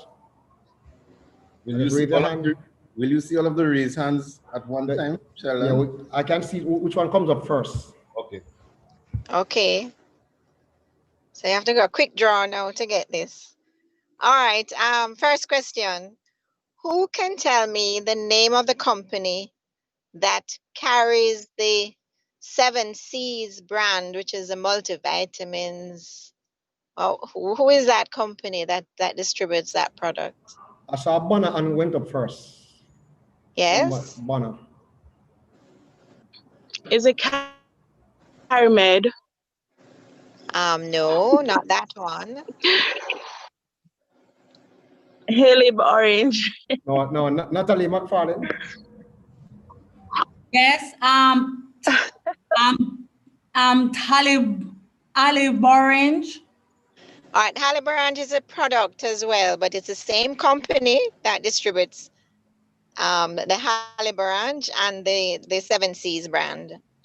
Okay. Alicia B. It's a big distributor, been around for many years. Alicia B. And it starts with an F. The name starts with an F. No more clues, I know. What's that? Yes, Alicia B is here. Alicia B. Yes, it's Facey Commodity. Yes, wonderful. So please take note of her name and which school she is. Where are you from, Alicia B? I'm associated with Emmanuel. Oh, okay. Wonderful. They will know you have Alicia B? No, they won't. What's your correct name? Alicia Buckner Blair. Which Emmanuel is that? Emmanuel Christian Academy? Yes, Christian Academy. Oh, okay. I'm a parent. Okay. Yes, so if you say parent of whoever, you know they'll know you, right? Well, I hope. We always know it's mommy of so and so. Yes, they will. Okay. All right, next question. Which company carries is the hydration sponsor that we've been using for so many years? They're sports drinks, and they also carry the fruit concentrates. Dr. Davis. Dr. Davis on the first hand. Champion? No, Champion is the spring water. Okay. Good try though. Shannon Sinclair.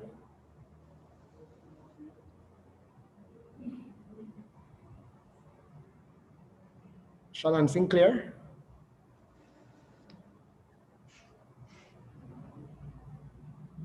You need to unmute yourself, Shannon. Or type your response if you're unable to unmute yourself. I will have to move on to the next person, which will be Rebecca Mundle, sorry. Hello, I'm back. Oh, you're back. Okay. Yes, flow went down for just a few minutes there. Okay. Okay, Tanya, let me just update you quickly. I fitted in because I realized that you fell off. So we're actually in the process of asking some questions and giving out some goodies. So Okay, persons have great. raised their hands. So Shannon Sinclair, if not Rebecca Mundle. Highlight. Wonderful. Yes, that's it. And just so that you guys know, Highlight is still a brand name, but I did not tell you the name of the company. So the name of the company is actually Virginia Dare, but they hardly ever go by that. So I know them as Highlight. So just so that you're aware, that's in your brain somewhere. Okay. So was that correct? Was that correct, Mrs. Lou? Correct. It Mrs. is Lou? Highlight. Okay, that was Miss Mundle. Where are you from, Miss Mundle? God's Garden Kingdom. God's God Kingdom. God's Garden Kingdom. God's Garden Kingdom. Okay. Where is that, please? Central Village. Okay. All right, great. All right, this one is easy now. Tana, you can take over now. Tell me who does the Monster Milk? Which company? Natalie McFarlane went up first. Yes, Search Island. Wonderful. Do you use it at your school? Yes, I always use it at home and at Okay. school too.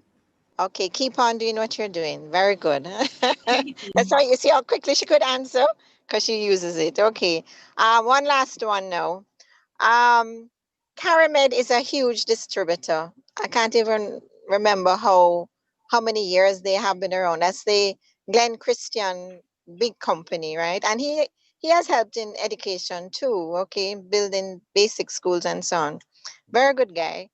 Tell me any one of the products that they carry, and especially as it relates to kids.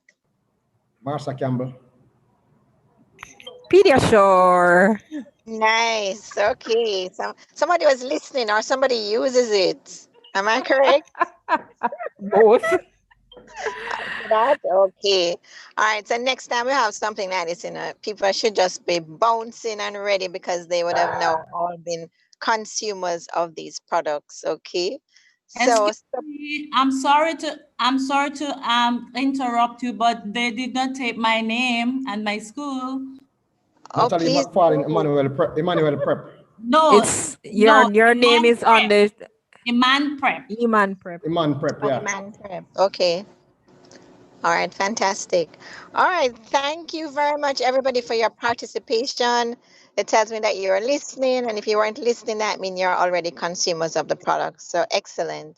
Thank you so much. And thank you to Mrs. Lowe for such a great presentation. Now allow me to introduce Mrs. Tracy Ann Gordon from the Jamaica Christian School for the Deaf. Thanks. Mrs. Gordon, are you there? Yes, I'm here. Good afternoon, everyone. All protocol observed. Good afternoon. Hi, Mrs. Gordon. Good afternoon, guest speakers and Ms. Gordon? presenters. Yes, I'm here, sir. The virtual screen is not coming off well in your stuff. So you either come closer to the camera or you switch it off. You're not seeing it properly, so probably should take it off. All right, so I'm going to take it off since you're Yeah. not seeing me properly.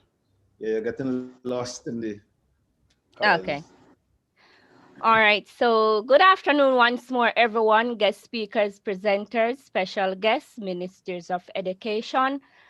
My name is Tracy Ann Gordon, and it is with great pleasure that I take this opportunity to thank Ms. Donna Lowe for an exciting and valuable experience through her informative topic, the spending power of parents, supporting JISA and the private school sector. Now, you mentioned that private schools are often seen as the underdog by education ministers, I strongly agree with you because the name private means that you are independent and money is flowing. Everyone believes that you don't need a backup. But I really hope that the Ministry of Education will spend good time and look into this and begin to assist JISA. I hope parents will begin buying in their sponsors to ensure loyalty of our sponsors to JISA. I must truly thank you for an insightful, informative, and educative presentation.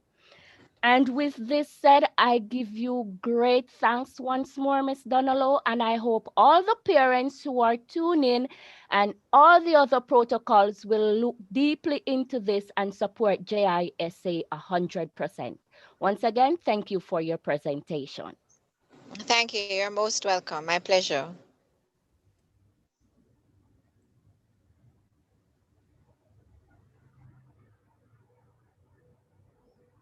Thank you. And I believe now we will move into a entertainment break with the St. Andrew Prep. So is Sheldon online? So I hand back over to you for the entertainment break. Are the persons for the entertainment break ready?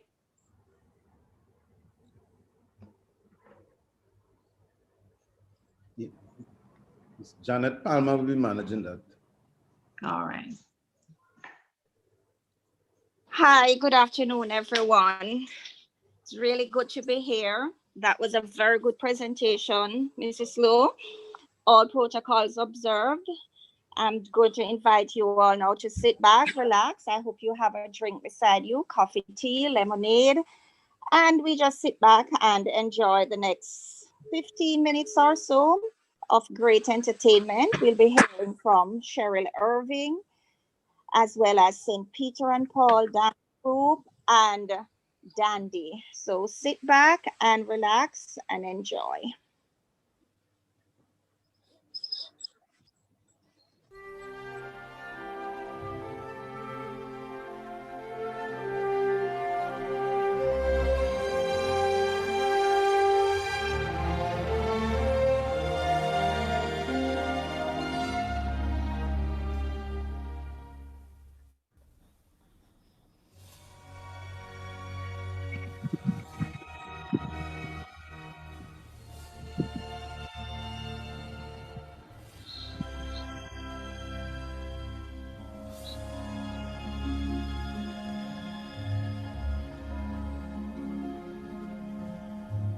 No more talk of darkness. Forget these wide-eyed fears. I'm here with you, beside you, to guard you and to guide you. Let me be your freedom.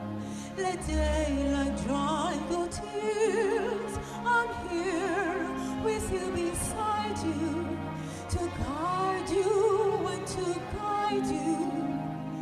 Sing of me every waking moment. Turn my head with talk of summertime. Sing you need me with you now and always. Promise me that all you say is true. Love me, that's all I ask. Let me be your freedom. Let daylight try to cheat the one that find you. Your fears are far behind you. All I want is freedom. A world with no more night, and you always beside me to hold me and to guide me. Then sing, oh, sing one love, one lifetime. Let me lead you from the solitude. Sing, you need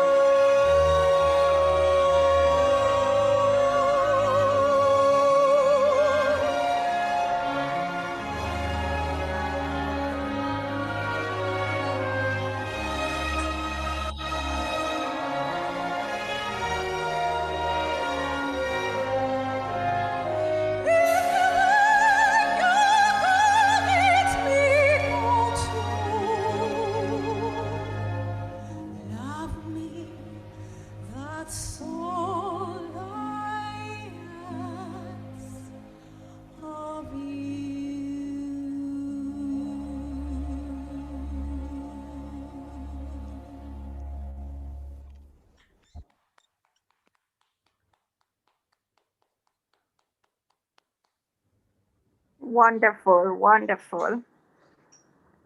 Next, we hear from St. Peter and Paul Dance Group.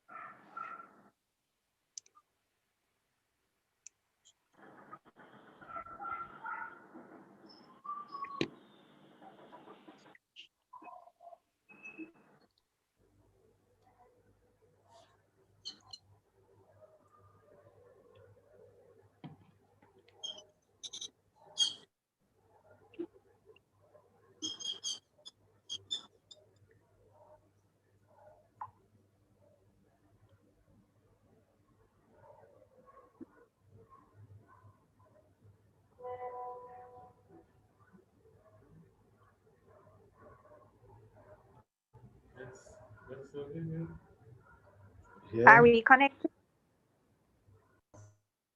Are we joining them?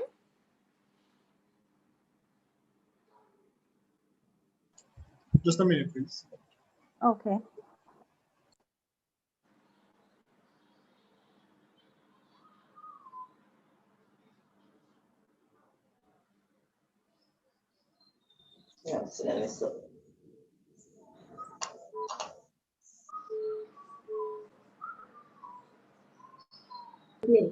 Unless, I don't know, the microphone might not, I don't know.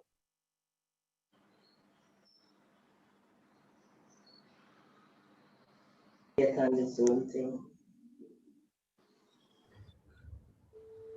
Maybe we can go with the next item and sort that out in the meanwhile.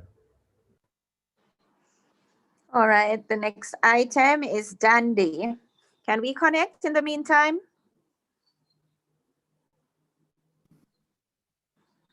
Yeah, man, we are real strong people. It's as educators, it's as parents, it's as stakeholders, we are nation builders. So wave your hand like this. Wave your hand like this. Wave your hand like this if you know say a nation builder and say, I am a nation builder. Repeat that. Say, I am a nation builder. So DJ, run it. I want you to listen to this song here. We are nation builder. We're building up our Jamaica. We're building up our Jamaica.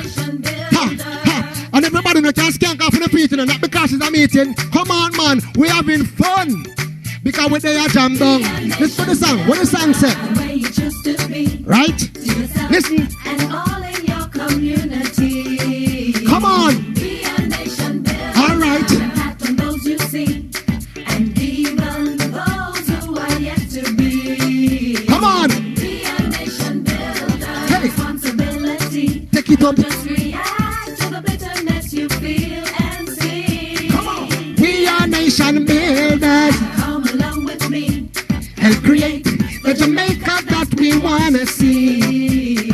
But you know, every Jamaican must take responsibility to make a solid contribution to build the country. Make a change, but it have to start with we, then the family, community, the whole country. So that we partake in our prosperity, go on it hard, eradicate poverty, have vision, morality and integrity. And this we declare with no apologies. Hey man, protect the woman and the children we roll from. It doesn't wanna put them down. Woman, you are the rib, not a leg, not a tie. Meal the from the kernel's bride. Children, children. You know smart. You know the right from the wrong. Choose your part. Yes, you can choose the right. Come on, negativity, you better walk wide. Come on. Hey. And all in your community. Come on. We are nation builders. We're educators. We're teachers. We're parents. We're nation builders. Come on. We're done like this. Come on. Come to this. Everybody. Come on. See, we are nation builders. All right, when we shop out there, we are nation builders. Come on. All right. My time again. Every Jamaican must take responsibility to make a solid contribution to build the country. Go make a change. But it have to start with we, then the family, community, the whole country. So people partaking of the prosperity. Nobody thought eradicate poverty, up vision, morality, and integrity. And this will be clear with no apology. So hey man, protect the woman and the children we're around from. I don't wanna put them down. You are the rib, not a leg, not a tie. Meal it from the kernel fry. Children, children, you know you're smart. You know the right from the wrong. Choose a path. Yes, you can choose the right. From all negativity, you better walk wide. Hey, remember, we are nation builders. Come on, we are. Come on.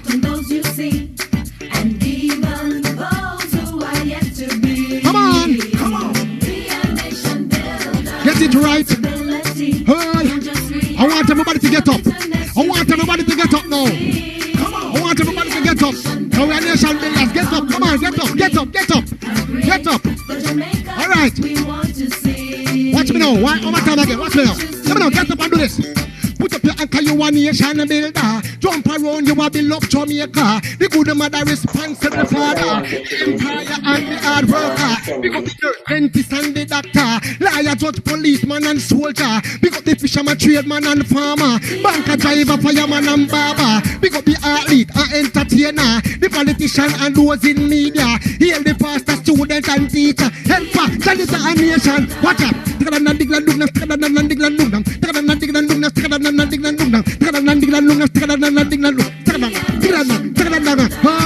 up your hand, put up your hand, nation builder, wave your hand, put up your hand, put up your hand, nation builder, put up your hand. Thank you, our nation builders, and all the best for 2021. See ya, take it out.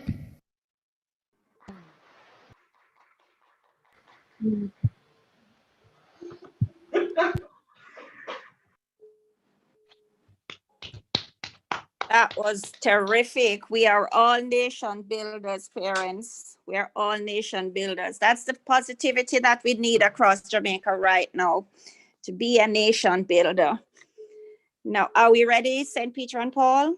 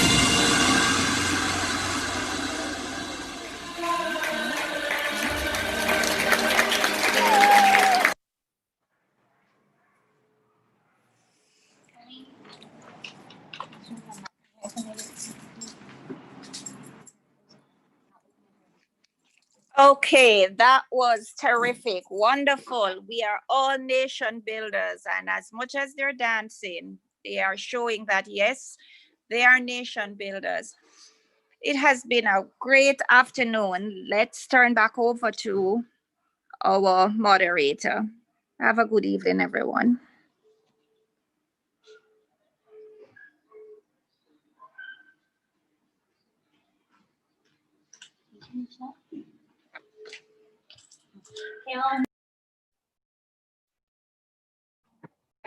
Good afternoon, everyone. Can I just get a thumbs up if you can hear me? Great. My name is Carolyn Stewart, and I am a member of the Liberty Learning Center family in Tower Isle, St. Mary. And I have a responsibility to usher you through this segment of the program. I agree that it has been an awesome afternoon. We have been having some really good presentations. The interaction has been good. And I promise you that this third session is going to be in keeping with the rich exchange of information that we have been having thus far. I have the privilege, and I deem it an intense privilege, to introduce to you the speaker of this session. He is going to be speaking to us on a critical area, and that's guiding our children through this crisis.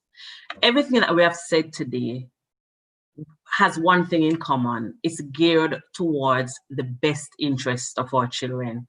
So this presentation is really, I'm really looking forward to it. And our speaker today, he was born in San Fernando, Trinidad and Tobago. He has consistently been involved in strategic planning, human resource planning, project management, communication management, strategic collaboration with various individuals and organizations. His contribution to education and the community development in Jamaica has been extensive, stellar, and selfless. He is driven by his love for people and their holistic development.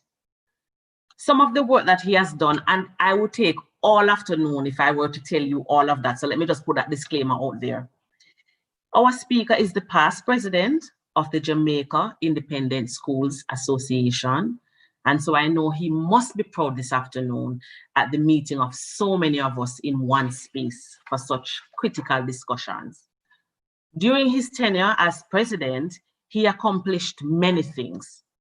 He spearheaded the establishment of the annual JISA Week in 2015, which was proclaimed by the Governor General to be celebrated every November. Under his watch as well, he spearheaded the launch of the JISA Annual Teachers Back to School Conference in August 2014. Also, spearheaded the establishment of the annual JISA CPJ Friendship Meet, a track and field meet held in Western Jamaica, and we know how important sports is for our children. Our speaker, his outstanding contribution is not just limited to JISA. He has done work with the youth and family and much work in community development. He's the founder and current chairman of the Northgate Youth and Family Development Foundation, a non-for-profit organization that conducts various initiatives. He is involved in the establishment of the Northgate High School, which is a private high school located in Ocho Rios.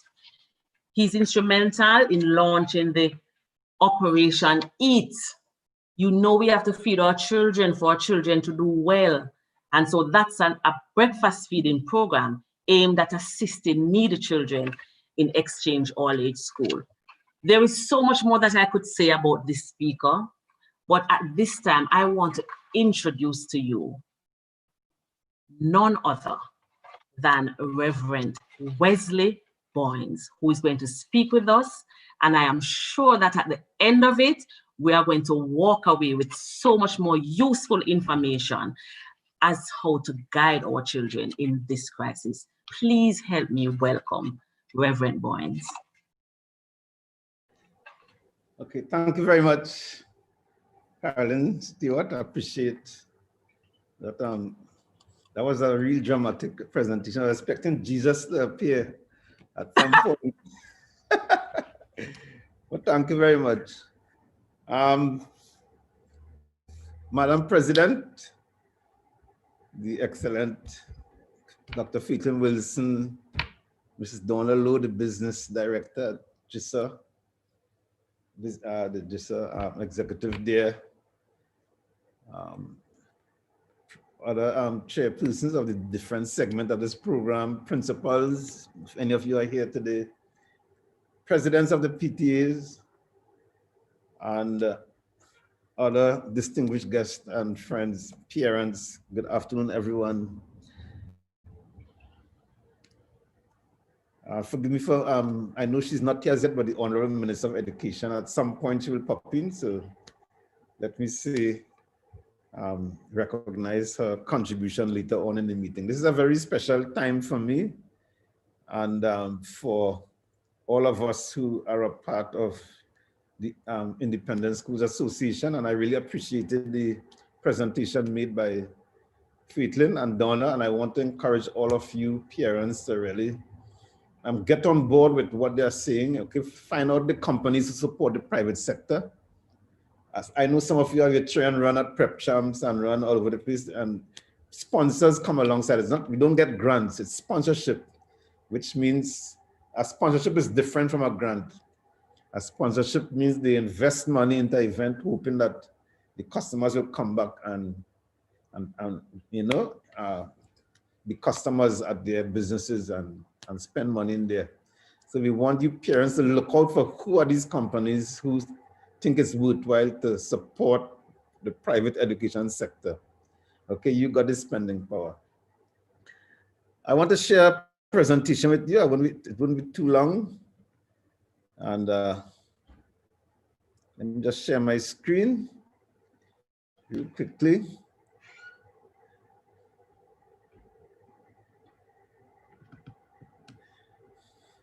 And it's about guiding your child through the crisis. And this is just a general presentation, which I want to share with you. And I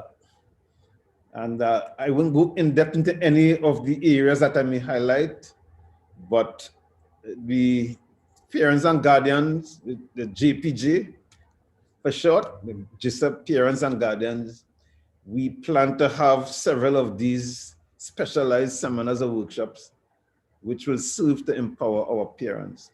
Well, we are going through an unprecedented crisis like we have never gone through before. I see Donna Lowe is trying to get in. Can one of the media team let her in, please? Yeah, we are trying to walk through a crisis, and there are some critical things that we have to do. And one of those are we have to make sure we manage the process of our children, because they have never been through a pandemic as well. So it's not just we adults, the children, none of your children have been through a global pandemic before. And we want to make sure and manage their process very well and very correctly. I want to just throw some points on the table, simple points or considerations. Personal stabilization. You as a parent, you need to buckle up yourself first. And I take that analogy from flying in a plane. Okay, when it's time to land or take off, or the air hostess will say if there's any emergency, you buckle yourself first.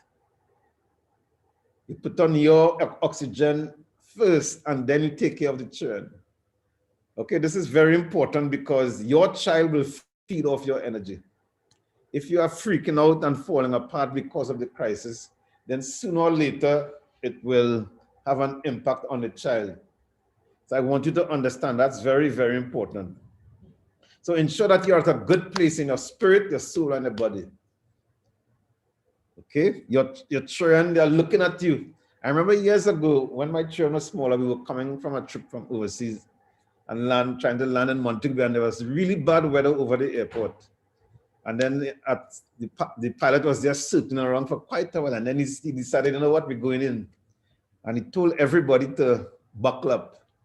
And I thought that would have been the end of me and my family and everybody else on that aircraft, because that plane began to bounce around in the sky like a rubber ducky. I mean, dropping long drops. Okay, it was terrifying. But every time my children would look across at me, and I would have to put the biggest smile on my face and look as brave as cool as possible. And when they saw that I was cool, they remained calm. And I knew that they were feeding off my energy. Okay, I never forgot that experience. They would look at me every now and then to make sure that I was okay. If I was like holding my head and screaming, you can imagine what impact that would have on them. So personal stabilization is very, very important for us parents to consider as we walk through this crisis. Pay attention to context and support systems. Very, very important issue. You know that old African proverb, if it takes a village to raise a child, then COVID-19 is now challenging parents to build a village which will ensure continuous and positive development for our children, because the normal context has been disrupted by the pandemic. Your child, their normal routines, you know, they play after school, run around and do their netball and football and different things. Okay, run across by auntie, run down the shop. Their normal run of life has been disrupted. And now you have to make sure that you find a way to construct a sense of normalcy for these children. Do not forget that they have their life as well. It's very, very important. All components of the child's need must be considered as we reset and we begin to build our life in a different way, because what we know as normal and what we have taken for granted for many years now has been disrupted by the crisis, not just adults alone. The children also are walking through this disruption, and I want us to be aware of that. The impact of COVID-19 is not just a health impact. It's not just about a virus, okay? And the impact goes wide. There's a financial impact, and you know about it. There's social impact. There's psychological impact. And one of the parents from one of our schools was speaking to me very strongly about this aspect of mental health. There's educational impact, okay? There's spiritual impact right across the board. People can't go to church in some instances. I was talking to one priest a few weeks ago, and he said he hasn't seen his congregation since March. Okay, so a lot of different issues here to consider, and we want our children to be aware of these things. The impact of COVID-19. Let's take each of these one by one very quickly. Health and physical impact. Parents, I want you to understand and manage this well. Keeping fit will now have to be properly planned and deliberately approached. Before COVID-19, children will be running around all day long. Break time, they run out the classroom, okay, and run around and play football and netball and these things, okay, and that would keep them going. Some of them would walk home after school or run to the bus stop and be doing all these things which kept their bodies going. Now they are sitting in a workstation in your house all day long. That will have an impact on their health. So it's not just the virus we are dealing with. We are dealing with the issue of keeping fit, where that was taken for granted under the normal run of life. We cannot now take it for granted. Okay? Parents will have to cater for the fallout in activity of the child, which occurs naturally at school. Okay? We have to cater for that. And how have you been catering for that since March? I want you to begin to think of these things and ask yourself some serious questions. The financial impact, and you know about that. The COVID is having a massive impact on the economy. And some of us have to work 2 days a week now. I spoke to one lady the other day, she said her pay for the month was 2,000 J. Okay? This is a lady who was a secretary in a big company. And you know, it's really having an impact on people. How will you provide for your children will be impacted. And we have to communicate these things to our children. We have to explain the situation to the children. And do not take it for granted that, oh, they will know because they know there's COVID-19 around. We have to sit down and talk to them and begin to place new priorities in place. They will have to know what is important and what is no longer important.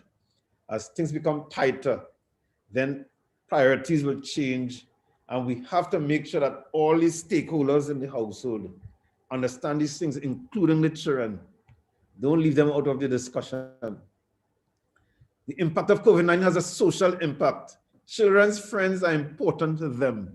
And parents, I find a lot of parents take the children, they take the friends of their children for granted.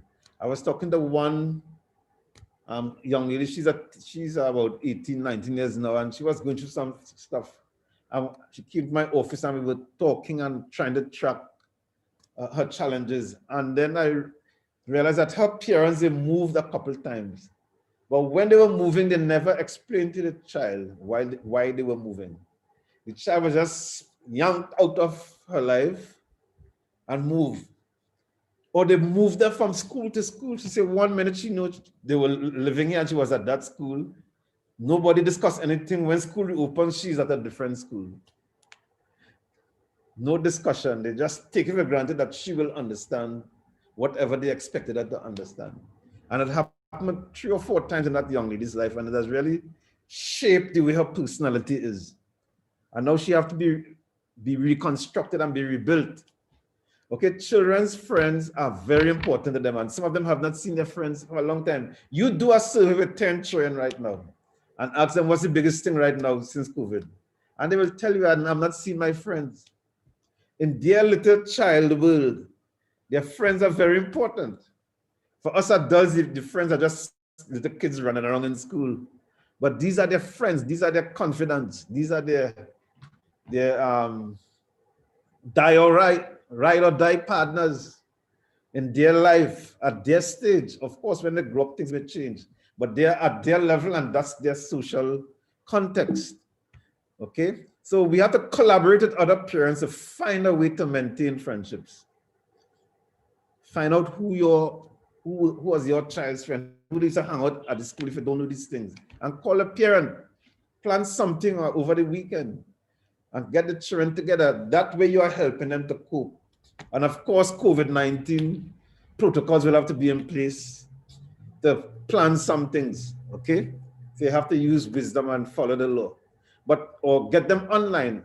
I see some kids from my church, they have their online, all sort of different online interaction. They plan in the evening and a birthday come up and different things. We have to find a way to do these things, but to maintain the kids. The impact of COVID-19, it is a very, very important issue for us to deal with. Okay, many parents move or change the school of their children, and in doing so, they inflict permanent damage to their children. And I want us to take note of these things. Psychological impact. Children's psychological development is a highly neglected aspect in our culture. Not just Jamaica, but I find in the rest of the Caribbean. Okay?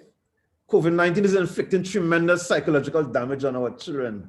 The fear, the stress, the bad news. I mean, if it's impacting adults, much more for children. One lady was speaking to me the other day, and she said, when she turns on the news and she hears anything about COVID-19, she says she literally feels her body begin to itch. She feels hot. She feels her physical being is affected. Okay, and she begins to feel different in her body because the mind is a powerful thing. And I want us to understand that fear brings torment. That is what the Bible says. Fear brings torment. We have to pay attention to the mental health. And I'm not no professional in this area, but as an organization, we'll be setting up some sessions so parents can be equipped. Because as a parent, you are not only to manage your children's nutrition and their educational needs and all of that, you have to manage their mental health as well. And know what to say to them and what not to say to them. So it's something we'll be looking into as we move along. Okay? Yes. Because of ignorance, a lot of parents are not paying attention to the mental stress that the children are experiencing. Sometimes they don't say it with their mouths, but you see them probably just sitting down and they're picking themselves and doing some things in the body or drawing things. Okay? You have to pay attention to what they're drawing, because sometimes when children are doodling in their books, they're trying to send a message.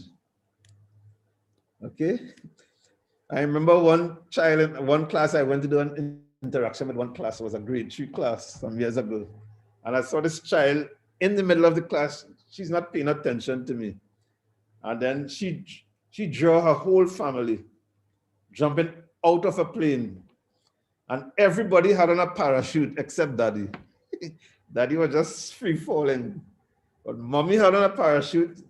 He had on a parachute. She had on a parachute and her brother had on a parachute. None for Daddy.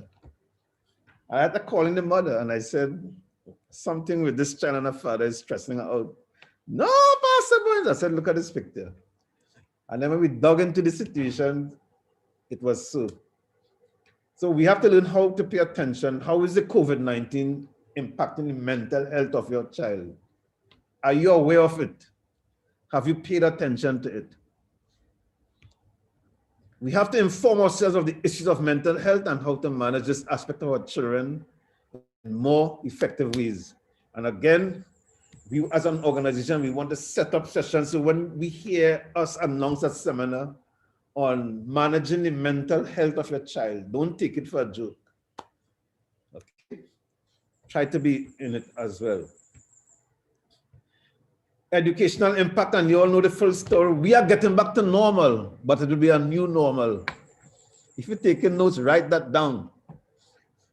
We are getting back to normal, but it will be a new normal. Those of you who are waiting for the old, what you're accustomed to before March 2020 to come back, then I don't know how long that wait will be. Okay? Let's just embrace the new normal and move forward. This is very, very important.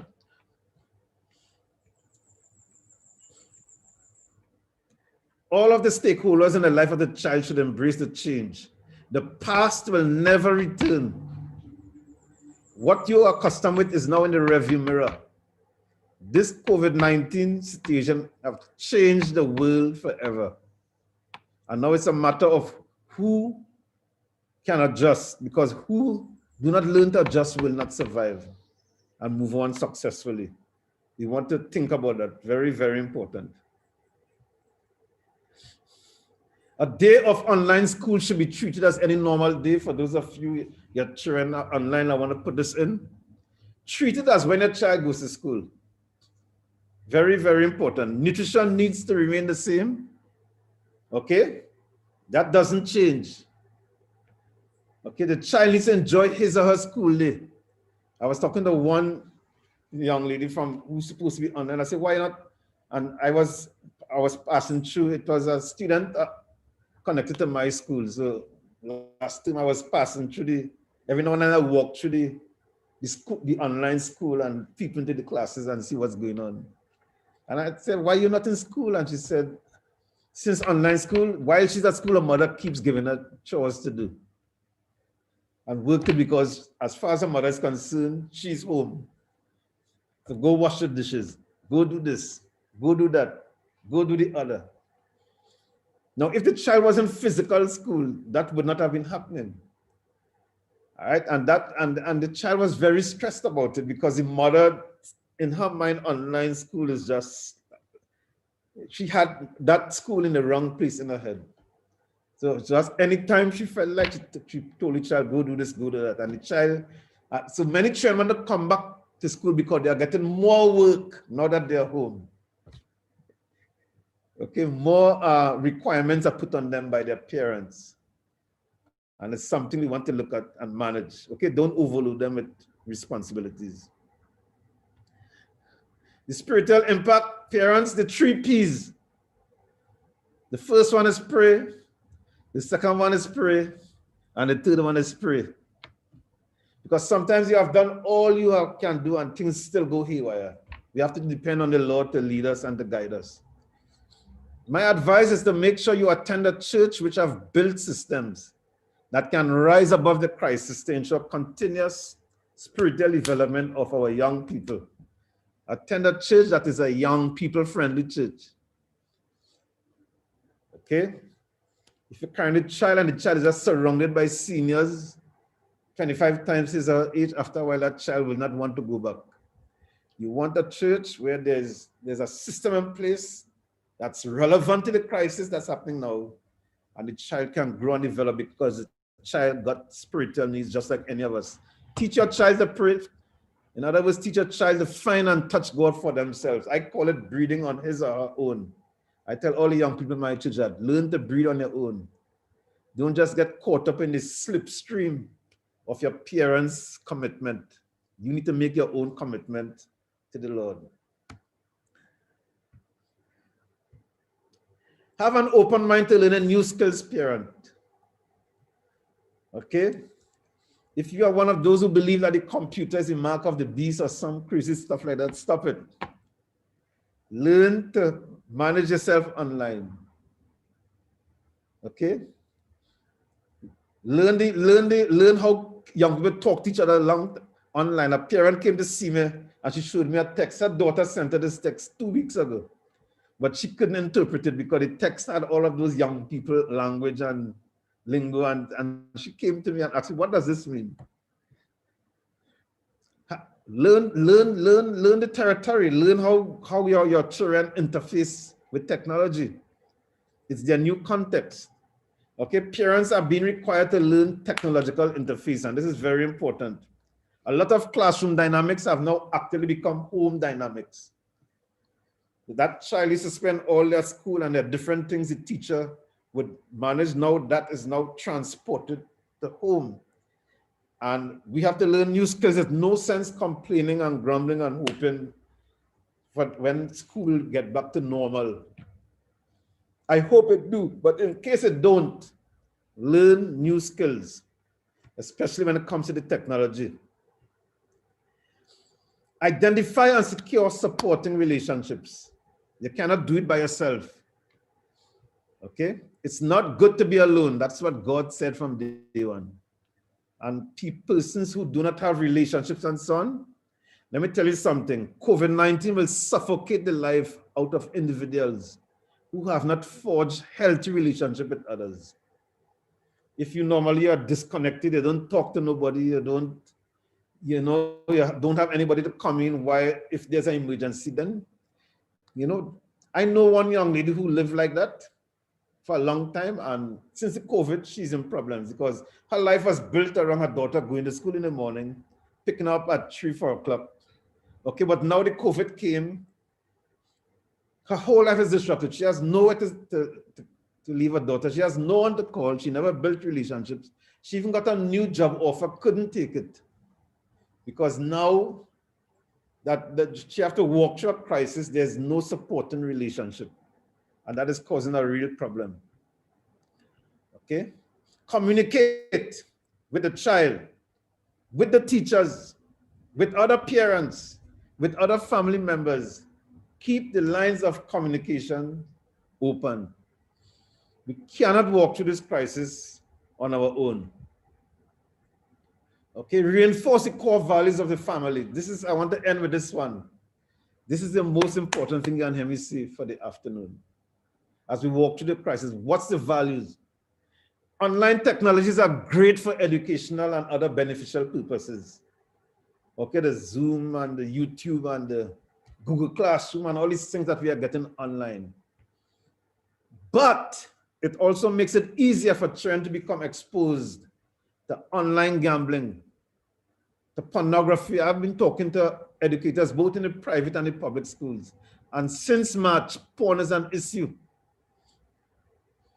Porn is a big issue that our educators are speaking about it. I'm surprised it's not something out there in the press, but a lot of the educators who I interact with, it's a big issue. Persons with evil intentions, opportunities to cheat. Okay? Because children cannot just go online, cut and paste and all of that. All right? And what will protect that? You can't be around all day long looking at what you know, which site your child is going to. You don't have time for that. That will be a stressful approach to the situation. So you have to reinforce the values. There was a time when a physical wall of fence kept our children safe. Now they can sit in their bedroom and interact with the whole entire planet. What will keep them safe? Technology has disseminated physical, political, language, geographical, cultural, and other barriers. It has blown up these things that we once called protection around our children. Okay? And we have to find a way to protect our children when you're not around.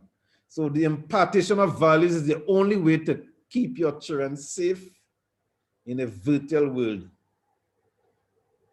Okay? One parent came and told me her child like the certain TV actor. Okay, and the child was very impressed. But then the child did a research. The child was in a class where I asked them to do a study on the core values of somebody who admire. So the child went into the internet and dug deep and ended up with the real person, no longer the TV character. They went past the real person and then saw the life of this person change. And when the mother came, the child said, "Mommy, this star is no longer my role model." And the mother said, "Why?" And she said, "Well, this is the real person, this is their name, and this is the type of life that they live." And that lady came to the school crying and was very emotional because she realized that the value which she taught her child is what saved her child from going down a dark road, which she would not have realized until maybe 5, 6, 10 years later. So I want to leave that with you all. And as we go further, okay, I want you all to keep these things in mind, that we need to surround our children in a way that we have never done before. There's some more slides in this presentation, which I will package and send for you. But I hope that what I have shared with you would have stirred up your thoughts.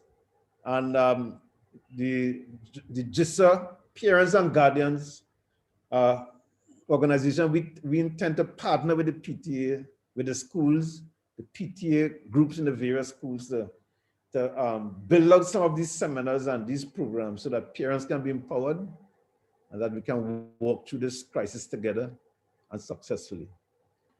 God bless you all. Thank you very much. Thank you so much. Thank you so much, Reverend Boynes. So much food for thought. First of all, we have to buckle up ourselves first. We have to be ready first so that we can help our children and usher them through this crisis. Remember, according to Reverend Boynes, they feed off of our energy, right? And we know that this is true. Even if you try to hide your emotions from your children, they somehow know when something is wrong. Remember, we have to build healthy relationships. We were reminded of that in a most profound way. Who cannot adjust will not survive. Sounds scary, but it is true. And I think that pastor just gave it to us in real life language. Who cannot adjust will not survive. And we cannot forget our 3 Ps. Pray, pray, pray. And it doesn't end there. We have to teach our children to breathe on their own. Thank you very much. Do we have any questions? Do we have any comments at this time? Now is the time to ask those questions, make those comments, anything that we need to clarify. Now is the time for that.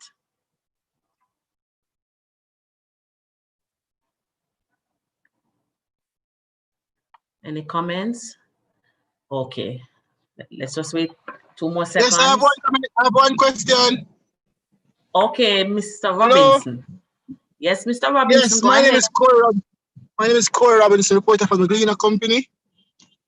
I was just wondering, there are some students in Jamaica in particular who just don't have the access to the internet and Wi-Fi and so on. I was just wondering if you would have any idea of just how many students are still out of school now. Hello? Well, the minister is coming on shortly and you can answer that question. Oh, okay. All right. Thank you very much. Yes, just hold on a little bit and you'll be able to answer that question. No problem. Do we have any other questions at this time? Okay, and I'm sure, Pastor Boynes, you did say that you would forward the rest of your slides to us, and I'm sure we are all looking forward to getting that information.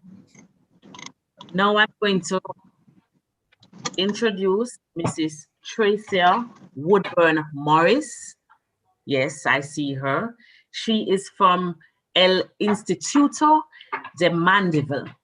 I hope I said that right. She is going to say thank you to Pastor Boynes, and I am sure she deems it an honor to do so after such an awesome presentation. Mrs. Woodburn Morris. Good afternoon, everyone. It really is an honor. So, Madam President, Dr. Faithlin Wilson, our past president, executives, various chairpersons, presidents of the PTAs, other distinguished guests, ladies and gentlemen, friends, parents and guardians, good afternoon. As Mr. said, my name is Tracia Woodburn Morris, and I'm a part of the PTA executive of El Instituto de Mandeville. All right, so Mandeville, Miss Stewart, almost got it right. It is really a privilege and an honor to say thank you to Reverend Wesley Boynes. I mean, you shared some scary truth, and it's really some food for thought. And I know for me, it really has me thinking we will never go back to the normal, to what we're used to. It's a new norm. And we as parents have to buckle up ourselves first. We have to realize that our children do feed up our energy. And sometimes we take it for granted that they are impacted by so much of COVID-19. And when you share the various impacts, including the health impact, the social impact, the psychological impact, the educational impact, and the spiritual impact, it really has reached to my heart, and I really have to contemplate as to how we should move forward as parents, as guardians of these children. And Dr. Wesley, Rev Wesley, I'm really looking forward to this presentation so I can really go in more depth reviewing your information. It really was a good presentation, and I really want to thank you for taking the time out today to share with us. And Ms. Stewart, in her introduction, she gave a lot of accolades.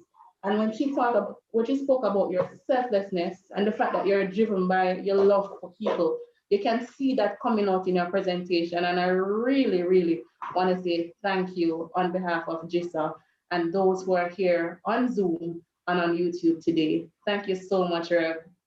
You're very welcome. We still have about 5 minutes or so. So if anybody else have any questions or comments, you can do so. Okay.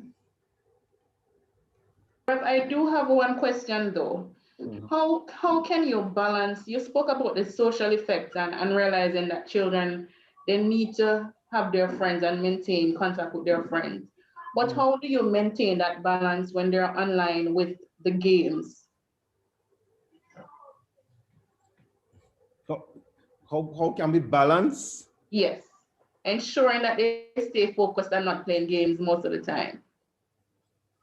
What I say, what did they say, make Jack's a dull boy again, the saying? What's the saying again? All work and no play. Listen, parents, we have to be creative, okay? Sometimes you have to learn to make what they're playing, try to make it a life lesson. You learn to play the game too. All right, you don't just drop them. Of course, it's your responsibility to make sure that they are balanced and that they find time to go run around the yard and do different things.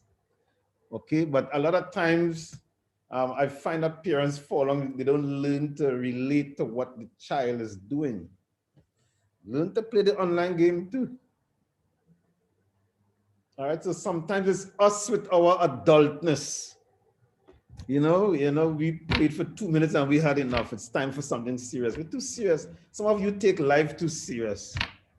Okay, so sometimes it's just good to let down your hair, smile a little bit, act foolish, roll on the ground, do stuff with the child, and you're just on this adult pathway in life.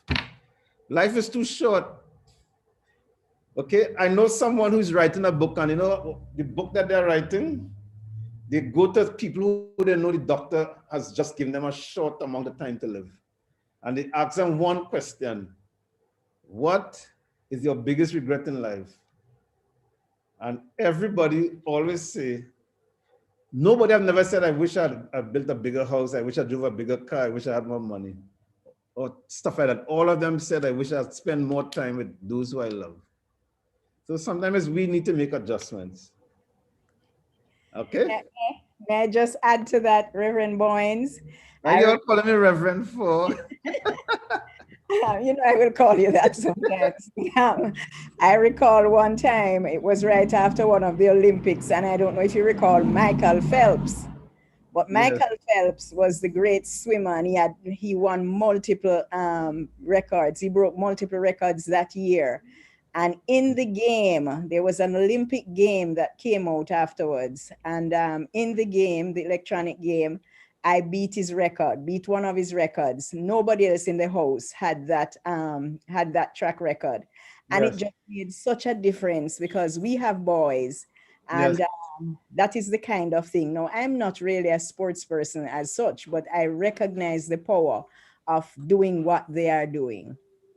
I tell people all the time that I read all of the Diary of a Wimpy Kid. I mean, I've read all of them. I've read all of the, no child in my school has ever been able to beat my record in terms of reading Nancy Drew and Hardy Boys and Nerd and whatever they are reading. I jump in there and I'm reading it too. And it gives you opportunities outside of when they are doing their academic work. Some of the time they spend online playing games, if they could be engaged in your discussing the Nancy Drew that you both read, or the Hardy Boy that you both read, or the Diary of a Wimpy Kid, and you get opportunities to talk about life's lessons, like really and truly, is the language of the Diary of a Wimpy Kid language that you'd use in an exam, that kind of thing.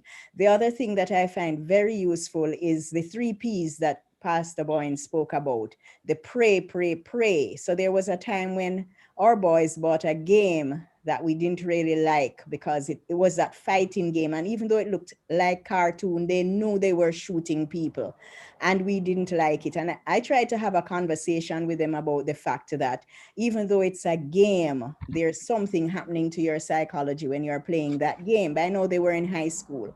And they kept insisting that it wasn't real. And so I just started the 3 Ps, pray, pray, pray.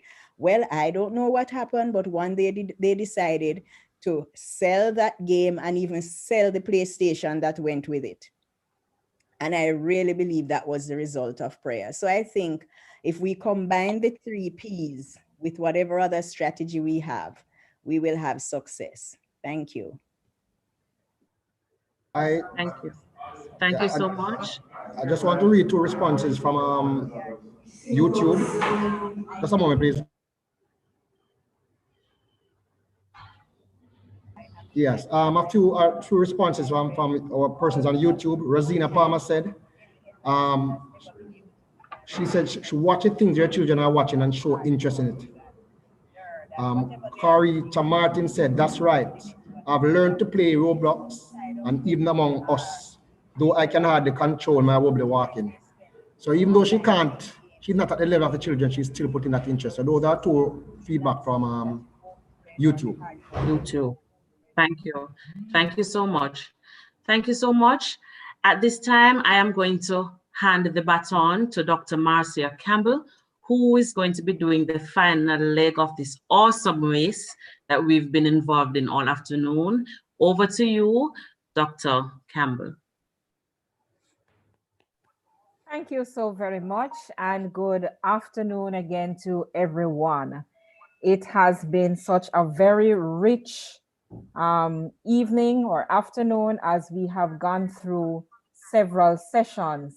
We want to welcome those who may be joining us just now, whether on Zoom or on YouTube. And we have gone through 3 sessions so far. We started off session 1, Dr. Faithlyn Wilson did Parents and JISA, a powerful partnership. Mrs. Donna Lowe did session 2 with the spending power of parents, supporting JISA and the private school sector. And we were able to get some prizes out of her little quiz that she did. And we had an entertainment section. And then we just completed session 3 with Mr. Wesley Boynes doing Guiding Your Child Through the Crisis. Now we're into the final session, and it really has been a wonderful afternoon. We want to welcome the Minister of Education, Honorable Minister Favour Williams. We acknowledge our JISA President, Dr. Faithlyn Wilson, and other executive members of the JISA, We recognize and acknowledge all the parents and guardians from the various schools throughout the country, and we really are looking forward to this final session that we have. We remind you at this time that we want to have you have your cameras on, your microphones muted, and if you have been sitting for a very long time, use the opportunity to stretch, do a neck roll, a shoulder roll, stick out your feet, wiggle your ankles, drink a bit of water as we move into our final session. Has been absolutely wonderful. I am sure for those who have been with us from the morning, from the beginning, will be able to see. Now, this afternoon, I am going to be asking for the introduction of our main speaker to be done. We want to invite,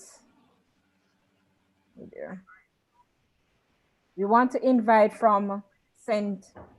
Jago Prep, Ms. Cheryl Morris, to introduce our guest speaker this afternoon. Thank you, Dr. Campbell. Afternoon.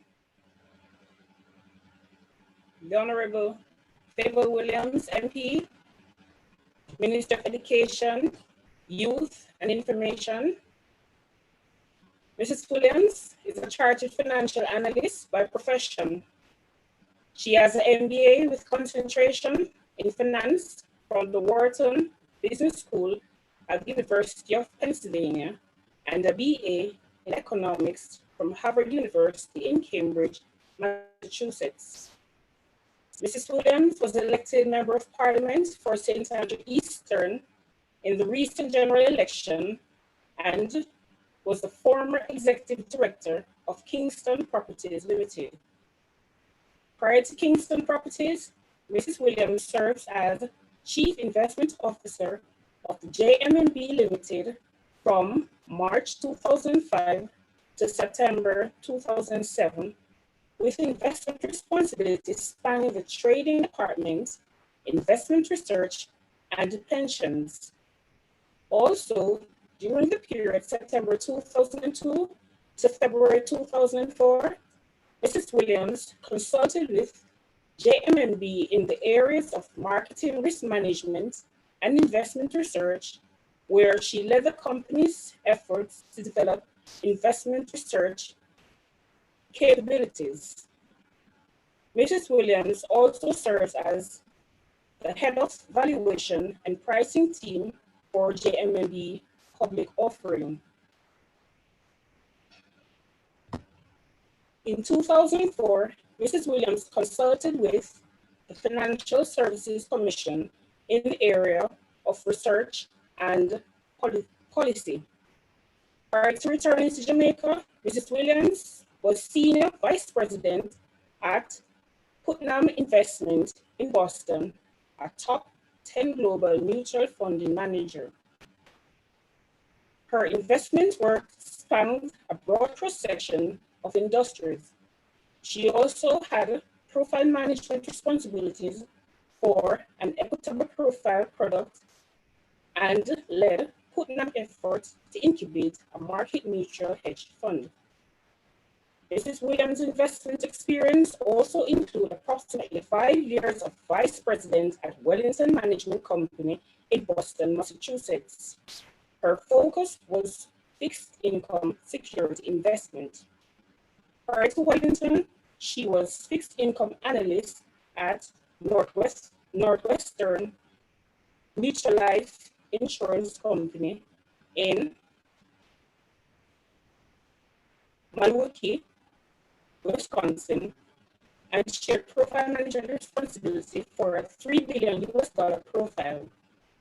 She was a member of the team that provided macroeconomy and market input in both the strategic and tactical profile decisions. Mrs. Williams also gained experience at the Equitable Real Estate Investment Company in Chicago, Illinois.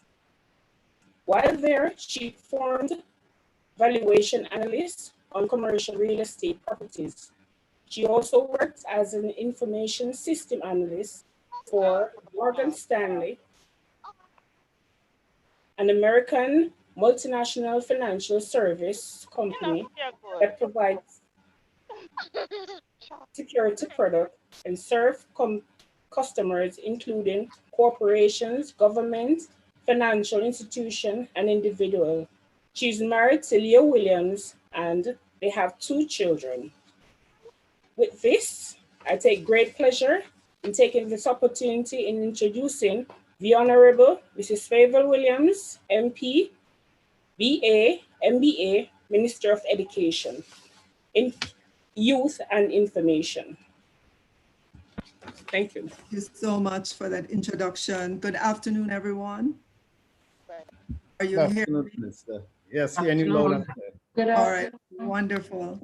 Let me begin by acknowledging Dr. Marcia Campbell, Chairman of the Northgate High School, Dr. Faith Lynn Wilson, President of the Jamaica Independent Schools Association, Mr. Wesley Boynes, National Liaison for JISA Parents and Guardians, teachers, parents, counselors, good afternoon. And let me apologize for not being there in person, would love to. However, just the demands of today have kept me here in Kingston. But thank you for the opportunity to share with the members of the Jamaica Independent Schools Association and National Parent and Guardian Association. It's always a pleasure to meet with your members and to get your perspectives on how the Ministry of Education can work better with you in the interest of our children as we navigate the challenges of our time.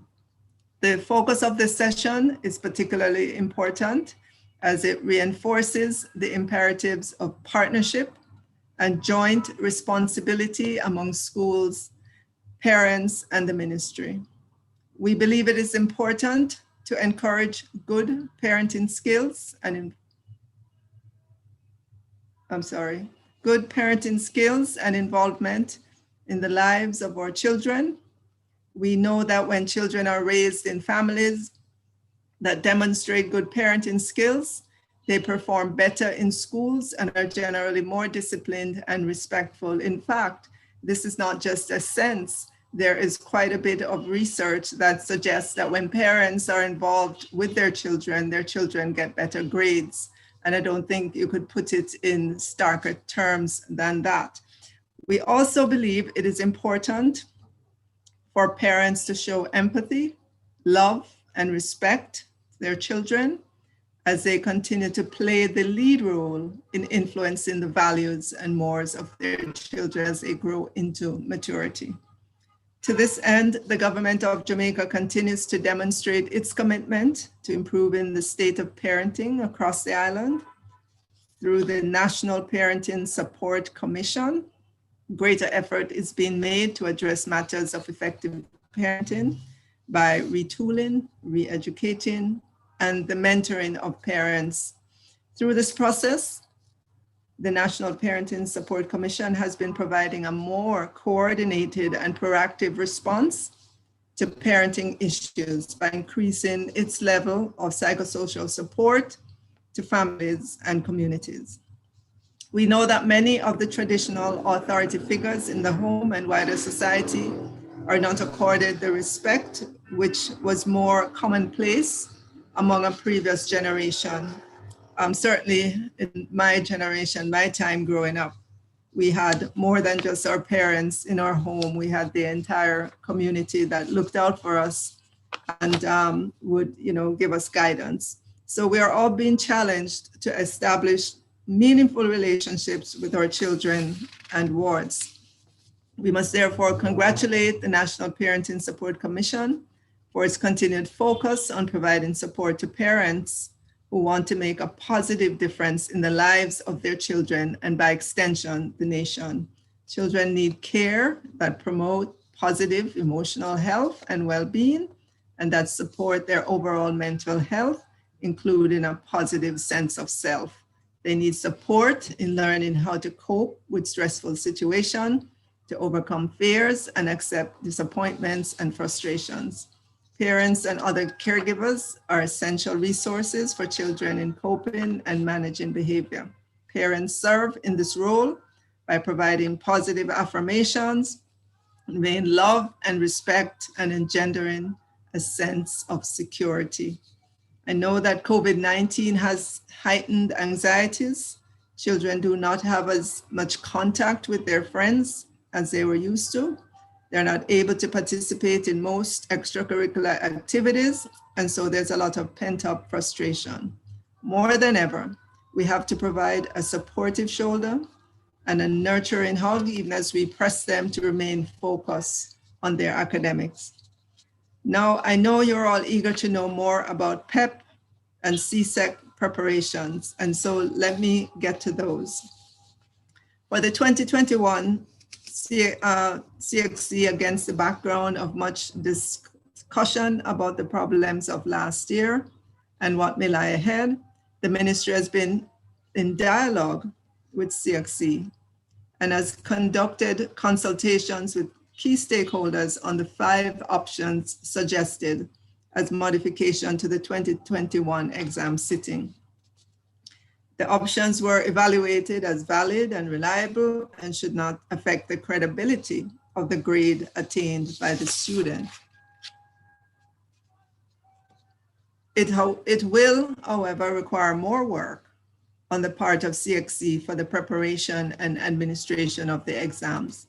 And so the 5 options being considered are the following. Option 1, full administration in May, June 2021. Exam would mean the examination would be administered in its original format.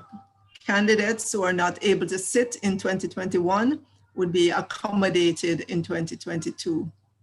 Option 2, full administration in June, July 2021. So a month later, so instead of May, June, it would be June, July. Examination would be administered in its original format. And again, candidates who are not able to sit in 2021 would be accommodated in 2022. The third option would be a modified approach. So it would be a June-July timeframe, and the modified would mean a paper 1, moderated SBA, or paper 032, psychometric modeling, and teacher predicated scores where necessary. And again, candidates who are not able to sit in 2021 would be accommodated in 2022. Option 4, administration of paper 1, paper 2 with optional questions, and the SBA, and this will be offered in the June-July timeframe. Similarly, candidates who are not able to sit in 2021 will be accommodated in 2022. And then the final option, administration of 1 paper to include both multiple choice and essay type questions in the June-July 2021 timeframe. And the candidates who are not able to sit in 2021 will be accommodated in 2022. So all 5 options In terms of our evaluation, or evaluated against the following variables: logistical management, meaning paper custody management, invigilation, marking, and grading. Administration, marking and results release processing time. Integrity preservation, meaning the maintenance of trust and confidence in award of valid grades. And what will be the impact of the education system disruption, meaning matriculation, progression, start of the academic year. So our Jamaica's position on the 2021 CXC exam is option 4, with reference to what we're doing to assist in the preparation of the student for PEP and CXC. The ministry continues to provide audiovisual learning opportunities or learning kits, online learning, access to our Ministry of Education, Youth and Information apps. And there's a continuous thrust to get more schools to offer face-to-face as safely as we can. You probably are following that. We've been adding more schools to face-to-face. We work in tandem, in lockstep with the Ministry of Health and Wellness to ensure that they are satisfied with their on-the-ground inspection of schools. We work to ensure that the principals and teachers have the requisite knowledge. Many circulars go out, many times a week. As issues come to our attention as well, we try to deal with them as quickly as possible. And with more schools coming back online, as you can imagine, and you might have heard last Friday, there was a school that closed for 2 weeks because they had a case of someone being COVID positive, one of the teachers being COVID positive. So I'm giving you that as an example to say that our remit, our role here is to bring schools back on as safely as possible. But we understand as well that we are in the community spread phase of things. And so we have to deal with the issues as they come up. I know that you are, you're in a different segment of the education sector, and that you are guided by the Disaster Risk Management Act. You're considered a workplace, and a lot of responsibility is on your shoulder in terms of also ensuring safety, and as the children who take advantage of the private school sector come back into the school environment. And I have every confidence that this is something that you pay attention to as well, and you're doing things in the safest way possible. Okay, so just to continue on PEP and CXC, both the PEP and the CXC exams have been delayed. We've adjusted the PEP exam schedule to give more time for the students to be prepared. Yes. We've also scheduled the exams to account for the components which require less preparation first. So we have also reduced the content to be covered by the PEP assessment to focus on term 1 units and only unit 1 of the term 2 area of focus. We've launched the Learning Kit Challenger and Motivator to address weak areas identified through the diagnostic tests. We will be providing fully funded access to EduFocal and one-on-one learning platforms for students geared at preparation for exams.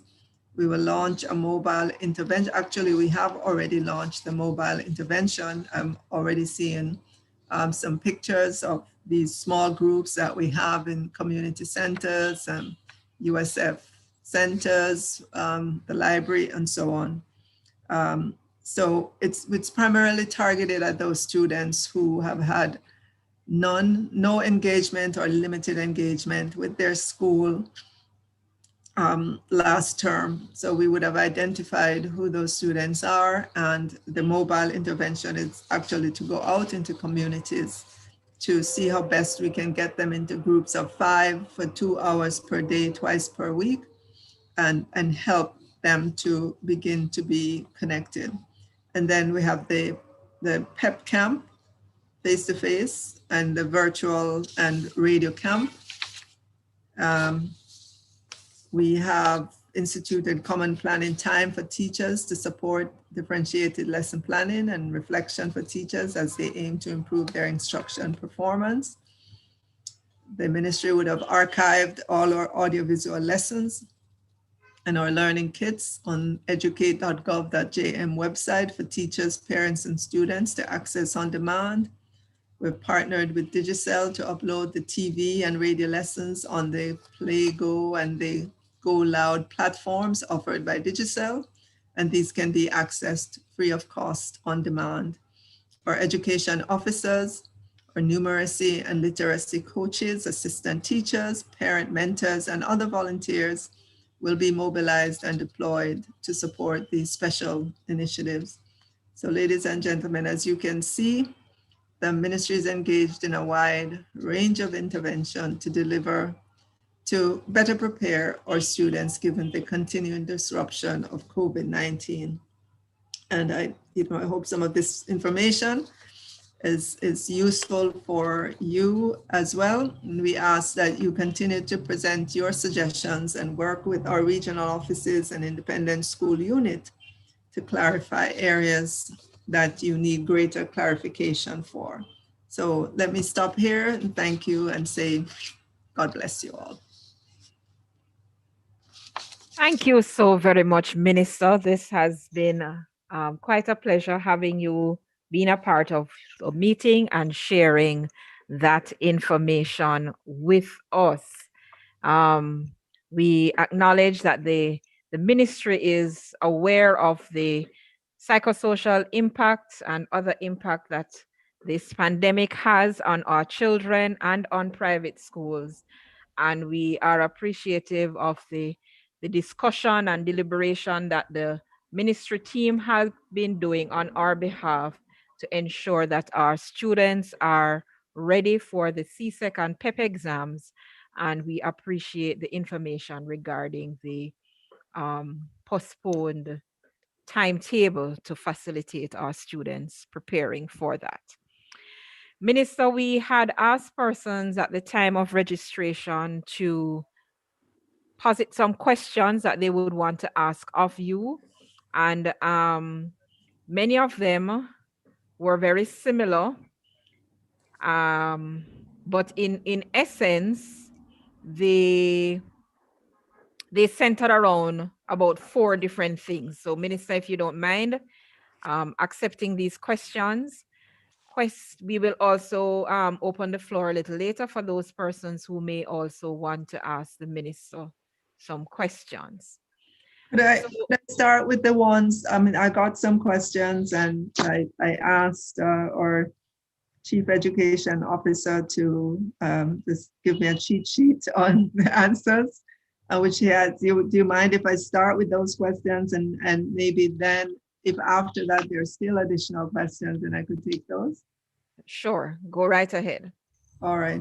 So the first question has to do with monitoring for private schools. It says, how does the ministry verify that the curriculum set by the ministry is being covered in each cohort, and what protection does the ministry provide to those who wish to remain private because of class size, but want the standards set by ministry to be properly followed as the curriculum dictates from grade 1 upwards? And the answer is the independent school unit, based on the 1973 regulation, requires that private schools state clearly the curriculum to be used in the institution. On this basis, a school will state its subscription to the ministry's national standards curriculum. If not, the proprietor or responsible body shall outline the curriculum to which the institution subscribes and provide a copy, which is sent to the core curriculum unit for an assessment. If their curriculum does not align with our national standards and their prospectus, the school is not approved for registration with the ministry. The region, as part of its operational procedures, provides training in areas on curriculum delivery, provide resources if available, and monitors this activity. The Independent Schools Unit, as part of its inspection and monitoring process, examines curriculum and lesson plan delivery by observing teaching and learning and provides ongoing feedback towards ensuring compliance. So that first question had to do with how it is that the ministry monitors the private school, and you have indicated that the schools have to submit their curriculum, you assess it to make sure that it is in alignment, and then you also provide facilities for persons to be trained, persons from the private sector to be trained to ensure that they are delivering the content. Thank you very much. You can go on to the next question. Sure. The next question, how do you monitor private schools to ensure that COVID pandemic is not used as an excuse to not give students a level of attention and value for the high school fees, which remain unchanged? And from the ministry's perspective, private schools manage their own operations, guided by what is outlined in their prospectus and operational plan. The ministry sets the standards to guide both public and private schools during the COVID-19 pandemic, to which all schools are expected to adhere. Private schools are required to share their modality of teaching and learning based on those proposed by the ministry. Data sheets were sent to all schools from preparatory to post-secondary level.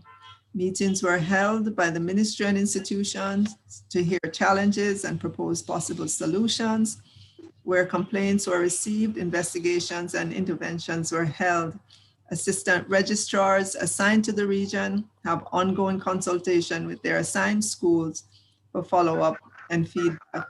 And I can attest to that, because I know in the early days, I mean, I started here September 15th of last year. And if you would recall, the date for school opening was October 4th at the time. And you might recall all the anxiety and so forth. And then some confusion with regards to public-private schools. And Dr. Faithlin Wilson and others from the private school sector led a delegation to the ministry. I remember on that call, there were, oh gosh, you remember Dr. Faithlin, maybe 300 or 400 persons were on it. 300. Their issue, because if the government schools were all going to online, what is it?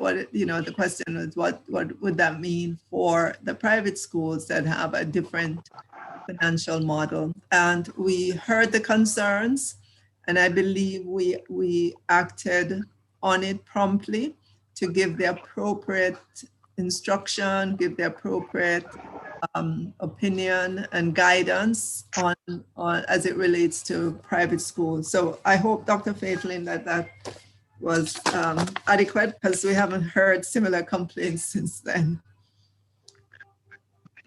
Thank you very much. So we are assured that the ministry is involved in what is happening with the private schools. And we did hear earlier some of the reasons why the cost of fees were required, because a lot more had to be put in place.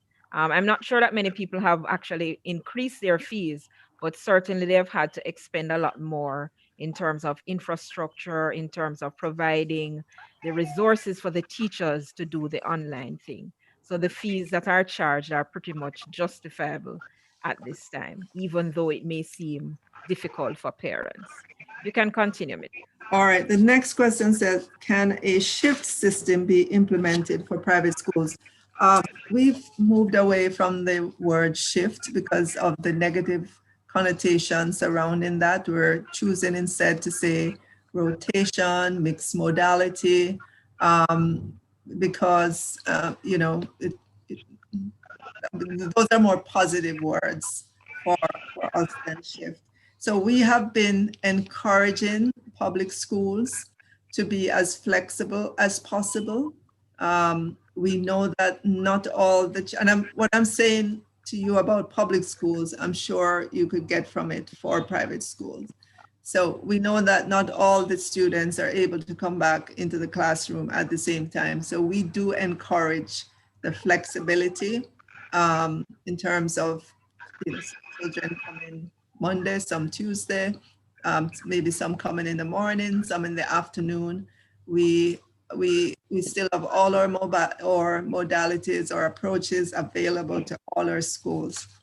But in terms of the specific response to this question from the ministry, it says that each private school has its own unique ethos and infrastructure. Population differs based on the socioeconomic background of parents and stakeholders, and that we can't necessarily make a decision for you about the implementation of the system. But I can tell you what we are doing in the public sector, public education system, and kind of the language that we're using and how we're talking about it, because we know of the challenges as we go through the COVID environment. Okay, thank you very much. So it's left up to each school to decide what approach is best to suit the needs of their population at least. Yeah, because the enrollment differs, the age of the students differ. Some schools may have students that have special needs. It's just different. It's not a one size fits all. And so, but again, we're saying to our public schools and similarly to you, flexibility. We think flexibility is a key word as we all go through the pandemic. Okay, very good. All right. The next question has to do with support for private school. Private schools are also governed by the ministry. Will there be another list of approved schools for face-to-face resumption shared that will include private schools? Again, going back to what I just said, the private schools are guided by the Disaster Risk Management Act. We put out a press release very early on last year. I think it was early in October. We held consultations, held meetings with the independent schools to let them know exactly that, where they were relative to the face-to-face. And I think at this time there should not be any confusion about that. What would you say, Dr. Faithlin, Dr. Wilson? I think since the press release, it has been clear to us. And so we've been operating in that regard. There were a number of private schools that were still asking questions, but we try to clarify as we go along based on the press release. Right. And we absolutely stress that you have to have an inspection done by the Ministry of Health and Wellness. It's a must. Okay, so our private schools have the opportunity to do the face-to-face if they wish to, based on their own resources, and having received the inspection or the go-ahead from the Ministry of Health and Wellness, then they have the option to do face-to-face if necessary. All right. Madam Chairman, if I may interject for a minute. Dr. Campbell? Yes, Mr. Boyd. I think what the parents is asking there is when the announcement is made by the minister regarding schools that are now open, if private schools can be on that announcement as well. That is the issue. I'm sorry, so when the announcement is made, I didn't catch the last part. I think what the parent is asking there is that when an announcement is made through you regarding the schools that are now open for business, the public schools, that private schools on the list can be mentioned as well. I think that is their concern. The private schools should be mentioned as well? Yeah, the schools that have been approved. Context, in what context? Like I know some private schools, they get approval from the Ministry of Health and approval from the Ministry of Education to resume after they have put all the different COVID measures in place. Okay, well, So, we can reiterate the press release, but we don't necessarily make a public announcement of the schools, though. I mean, maybe if I speak in parallel, by now the list is too long for us to call each school by name. okay. Maybe, next time I speak or something, I can refer back to the press release for independent schools. Well, is that okay? Yeah, I understand. And as you said, the Okay. list is now a very long list. Yeah. So. Yeah. The next question is, how can the government assist in subsidizing private schools? What about some concessions for private schools? Example, paying teachers in part, providing furniture, provide private schools with ministry textbooks, and give private schools the same special grants and donations given to public schools. And I'll read you what the ministry says. It's going to sound like legalese, but I'm going to read it that way. It says, subject to Section 2 of the Education Act 1965, there's no provision under which the arrangement can be made for the wide-scale remuneration of teachers in independent schools.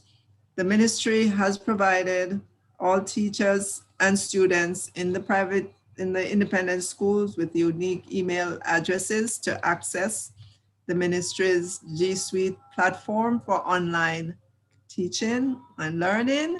And you should know that the ministry does absorb the cost of the connectivity for that. So to the extent that independent schools are using that platform, they are enjoying the benefits of the costs that the ministry absorbs. The ministry currently facilitates independent schools with assistance for tax relief or waiver by providing an endorsement letter once schools are registered with the ministry. And that looks like what I have for that question. Wait, no, there is something else. It says, no, that's it. That was it for that question.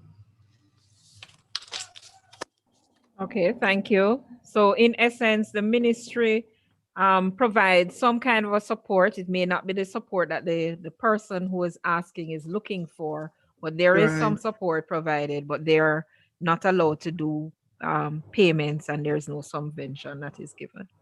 Right.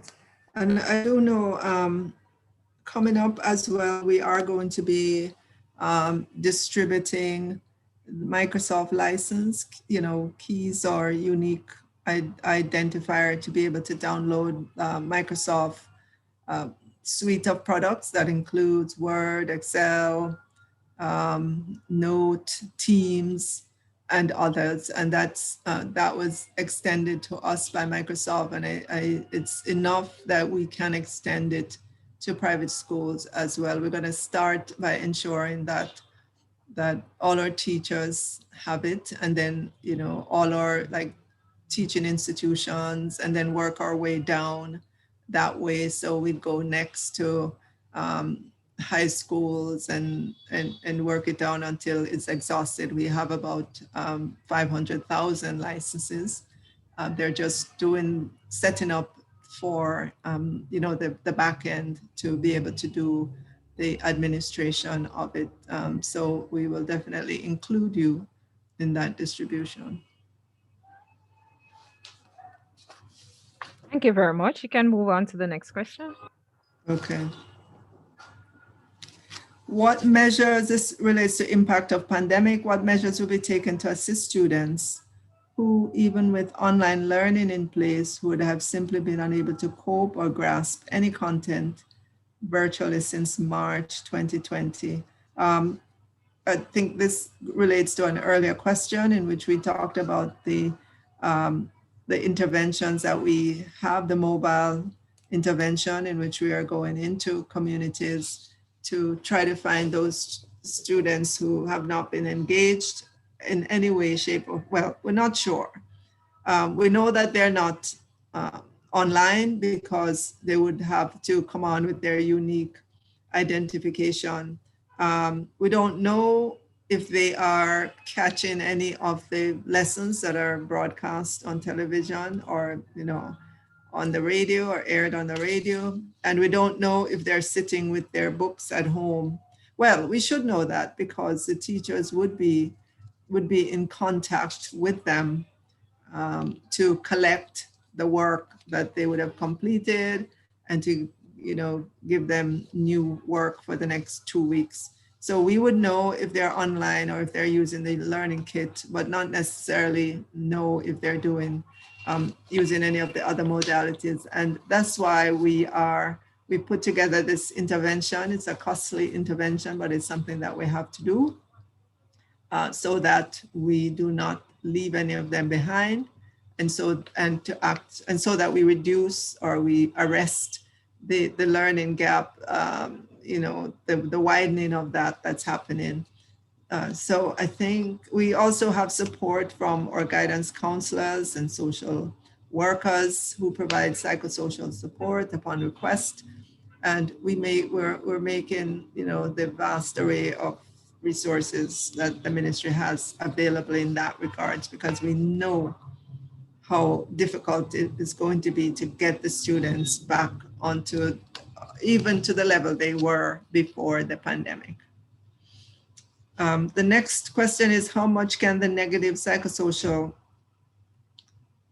effect be reduced while at the same time enhancing and rebuilding the education system?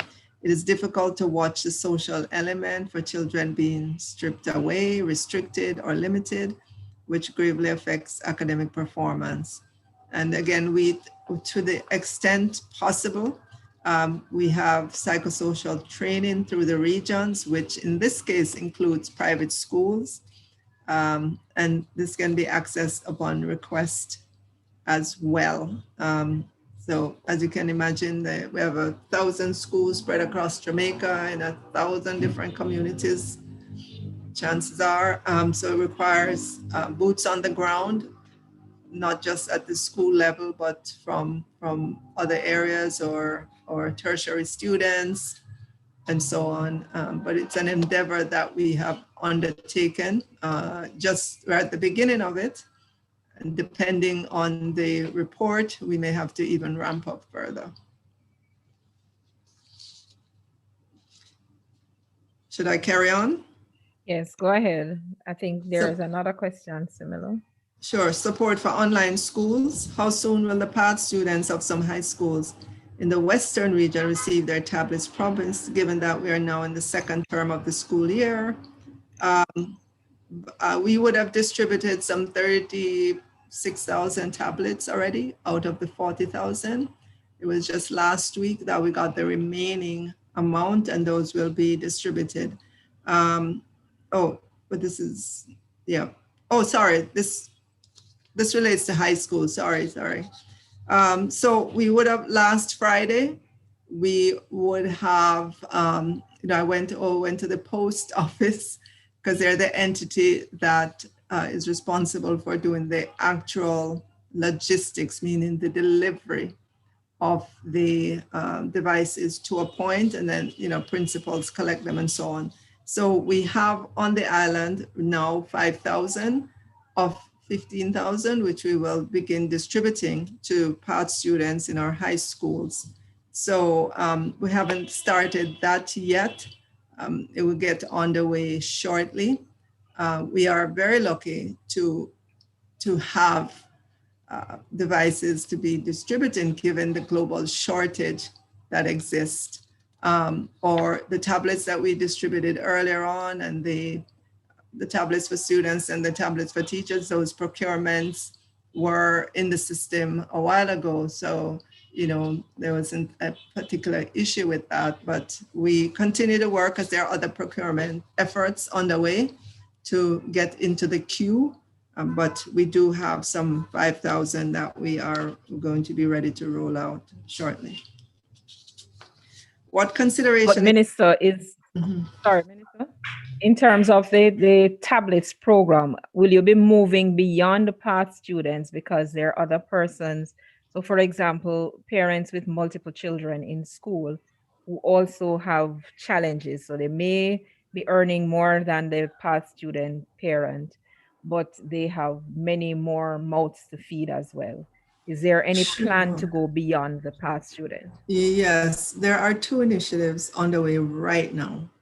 The first, we call it the Own Your Own Device, and that is where the government gives $20,000 towards the purchase of a laptop or tablet to non-PATH needy families.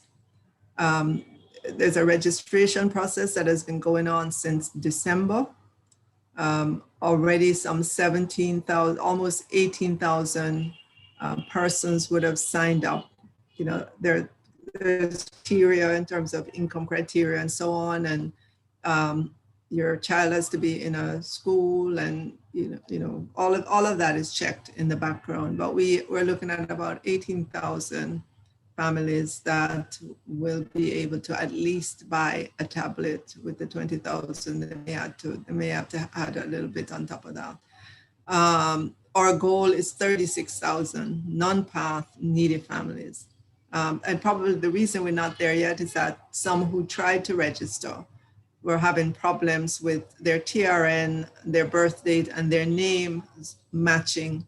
So we're gonna work with those persons who are having problems. Additionally, as you probably are well aware, our students in the public school setting each have a unique student number, which parents are just now finding out when they have to put it into the online, have to put it into the registration system. So we've been having some problems with that already, but we're gonna work on it because our goal is to ensure that the 36,000 families get the voucher to be able to make that purchase. In addition to that, we have, as a government, we have engaged the private sector. We put out a broad appeal to individuals, to our diaspora, to our multinational partners to come on board and help us. And this program was launched in November of last year. As of December, we would have received almost 6,000 devices, which we have already distributed to needy students. There are some cases where the donor is very specific in terms of the school that they wanted to go to and so on. Other cases, it's left up to the ministry, but that will be another 6,000 that's out there. Additionally, we've had cash donations as well, and we are going to do the procurement, and we continue to talk about and continue to move on that end as well, because it's an ongoing initiative. The goal is to have all our students with a device. And we're seeing where, having launched that one laptop or tablet per child initiative as the overarching goal, we are seeing significant changes in the landscape for connectivity, believe it or not. Suddenly, companies are realizing that, wow, if the government reaches that goal, a lot of students are going to have devices, so they're going to need connectivity. And so we're seeing several vendors come to us in terms of being able to provide connectivity. We're seeing a lot of different devices that students can use for connectivity, especially out in the rural areas. So our taking that giant step forward to make that announcement, that bold announcement that we want all of our children to have a device, it has galvanized providers as well to provide connectivity. Additionally, we've added another 100 schools that did not have connectivity. They have connectivity now through the satellite, through using satellite connectivity for internet.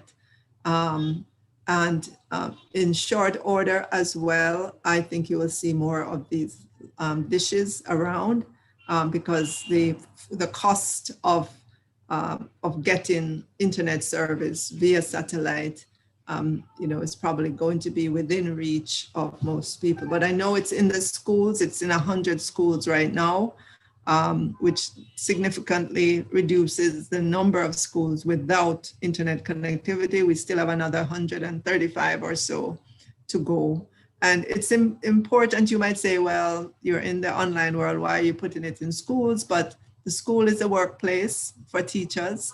The schools are operational even if there's no student there. And many teachers come to the physical school to be able to use internet connectivity to reach their students.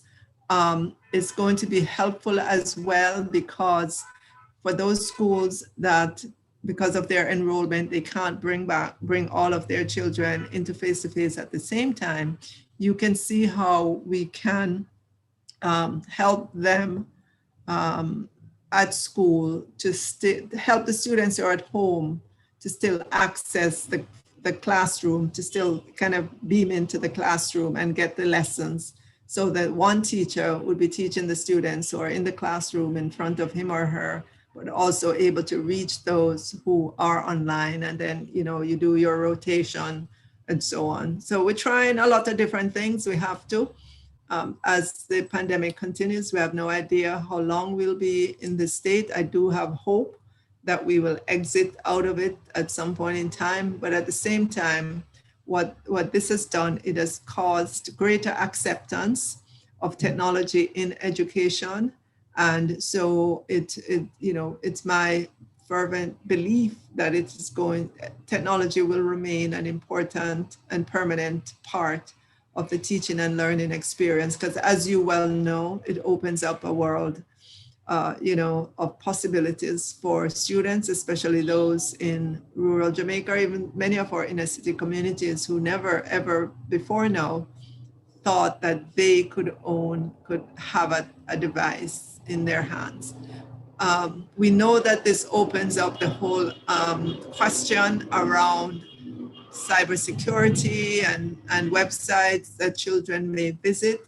We are in the process. We just issued an RFP for a device management system. So for all those devices that the government has put out there, we will be managing those to ensure that our students don't go to websites that they shouldn't go to, because we'll have blocking software on the devices and so on. That I'm happy to report that the laptops, these new laptops have come with a device management system, so that we're better able to manage. And one of the good benefits is that it can track the device. So if it gets lost or stolen, there is some information that we can have as to the location of the device.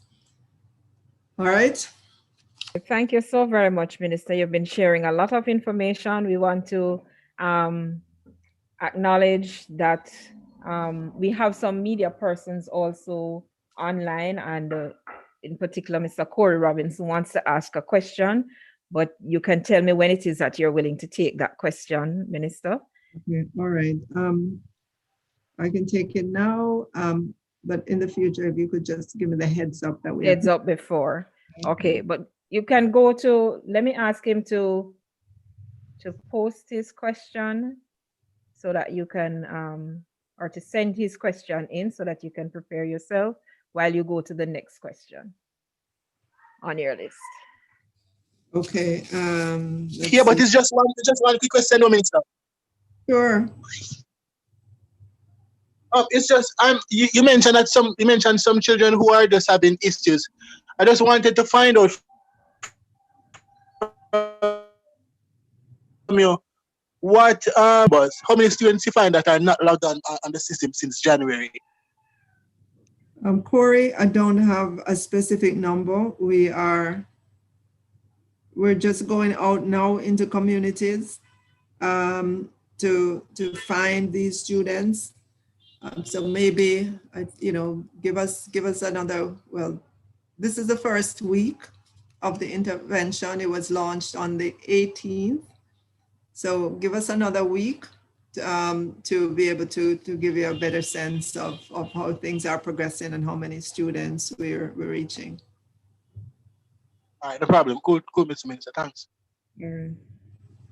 Thank you very much, Mr. Robinson. Thank you, Minister. You may proceed with the other questions. All right.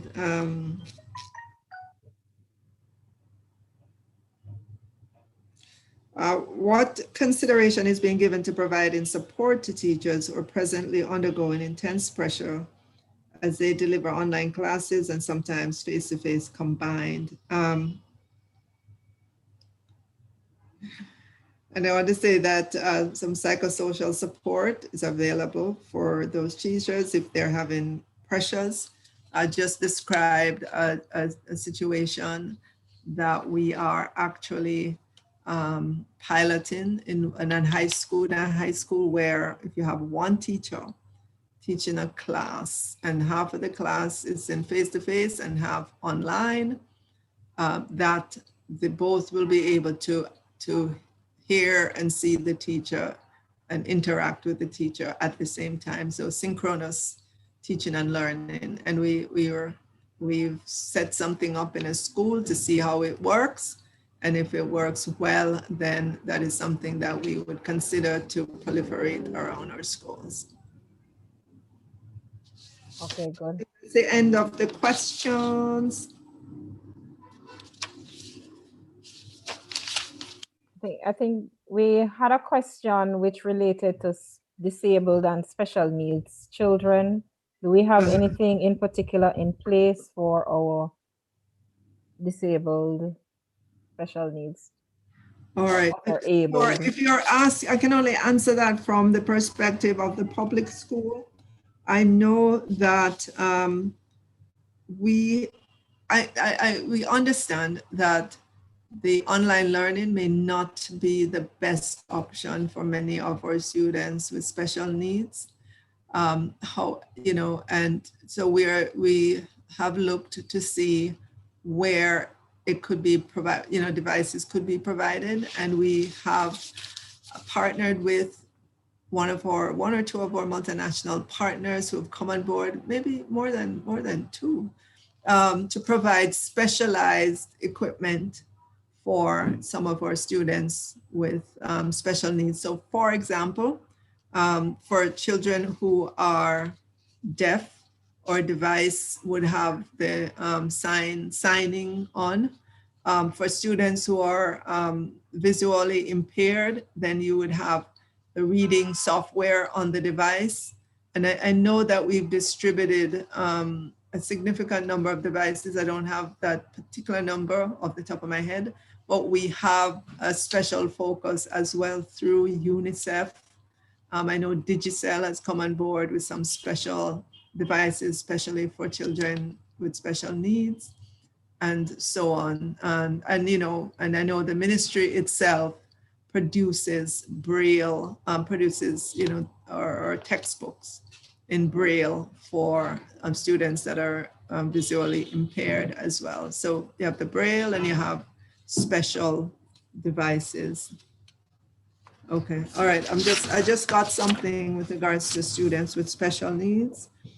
The question is, what can be done to have private schools for disabled children to be more prevalent and accessible? That's not the same question. Do you want me to answer that one? Yes, go ahead. It says there are several independent schools across the island offering special education programs. There are also several independent special education schools registered with the ministry. The ministry has a close relationship with these schools and provide various forms of support to these programs. Technical support is provided by the special education unit in the ministry. This includes training, supervision of teaching and learning, as well as program implementation and administration. Guidelines for establishing special education programs have been provided by the special education unit through JISA. However, any institution that requires support in establishing programs or in ensuring that they're meeting these standards may contact the special education unit.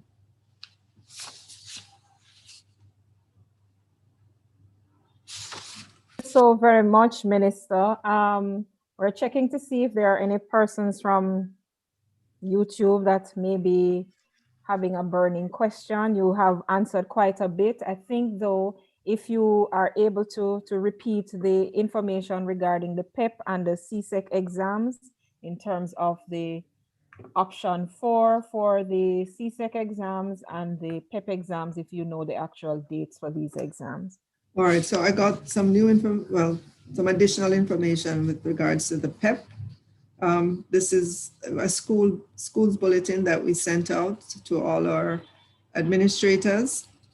And it says for the academic year 2020-2021, it is the intention of the Ministry of Education, Youth and Information to administer the primary exit profile at grade 6.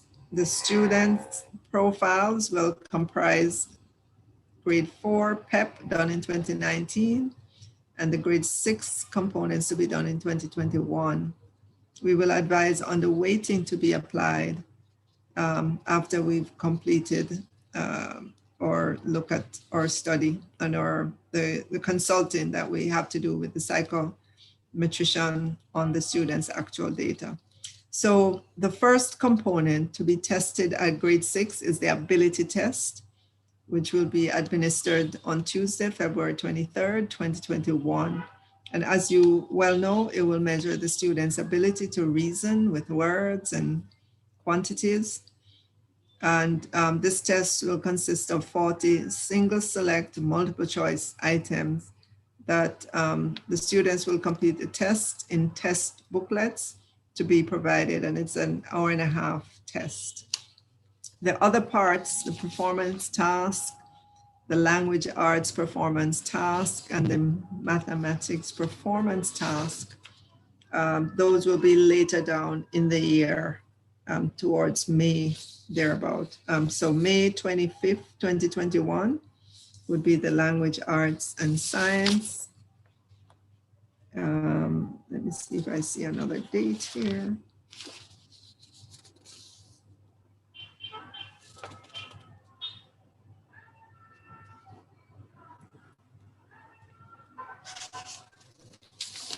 Sorry, it must have cut off.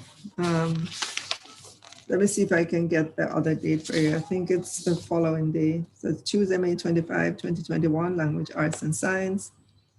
And I'll get the other dates for you. Okay, right, thanks. carry on, and when I get it, I will let you know. Sure. And you did say for the CXC exams, they would be done June, July using, was it paper 1 and paper 2 with optional questions, as well as with the SBA? Okay, you're talking about the option 4, right? Right. Right, so let me repeat option 4, administration of paper 1 and paper 2, but paper 2 would have optional questions and the SBAs, and it will be in the June-July period. And again, candidates who are not able to sit in 2021 will be accommodated in 2022. Okay, very good. So in terms of going back to PEP again, Minister. Okay, I think Dr. Troop is on. She's been listening. Dr. Troop, go ahead. So the dates for me. Good afternoon, Minister and team members. Good afternoon, Madam President. Are you hearing me? Yes, hearing you clear. Yes, we're hearing you. And welcome Dr. Kassan Troop, who is Acting Chief Education Officer. And we also want to acknowledge Miss Euphemia Robinson, Registrar of Independent Schools, who have also joined. I think Dr. Grace McLean is on as well.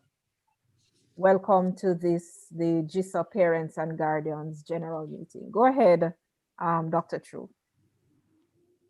Okay, for the dates that we have for the PEP 6, for the ability test, our minister would have indicated that the proposed date that we're working with now is February 23rd, 2021. And for the performance task, we would have moved that date by a month and a little bit. It was previously set for March the 11th and 12th, and we have moved that down to April 22nd and 23rd. And for the curriculum-based test was previously set for April 22nd. We have also moved that down. So we had the language, art, and science would have been on the 23rd, the 25th rather, and the math and social studies would have been on the 23rd. So we have now changed that to April. Sorry, to May. The performance task is now down to May 25th, 2020, and May 26th, 2021. So that's May 25th, 2021, and May 26th, 2021.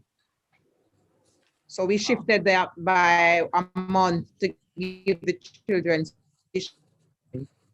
here for the sitting of the assessment. Okay, thank you. So that We means have also shifted PEP 6, the PEP 5 as well. Go again? Yes, go ahead and speak about PEP 5 and persons for PEP 4. What is happening with them? Okay, so those dates we are also considered the timing that was previously announced for those, and in light of what is happening, we made a shift for PEP 5 as well. So PEP 5 was previously set, and that is a PT that we would have done at PEP 5. And it was previously set for May 27th and 28th, and that's now down to June 15 and 16.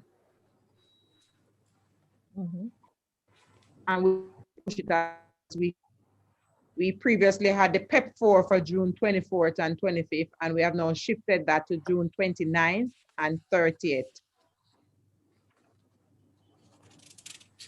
Okay. As you know, the school term would end the first Friday in July. Time to prepare. Okay, thank you so very much for that information. All right, so I'm checking to see if there are any other questions that we would want to pose at this time. Minister, we really want to say our appreciation to you for being a part of this meeting and sharing all this information.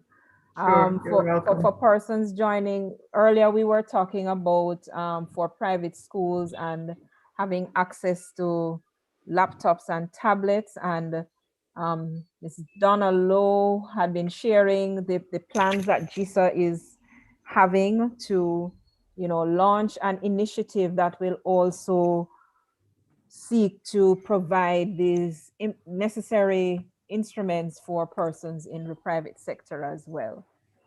So we commend the ministry for doing what it is that they're doing to ensure that every child can learn, and every child must learn and will learn and shall learn. And we applaud the JISA executive also for doing their role in ensuring that those persons who have opted to use private schools as their source of education will also be supported in this. All right, thank you very much.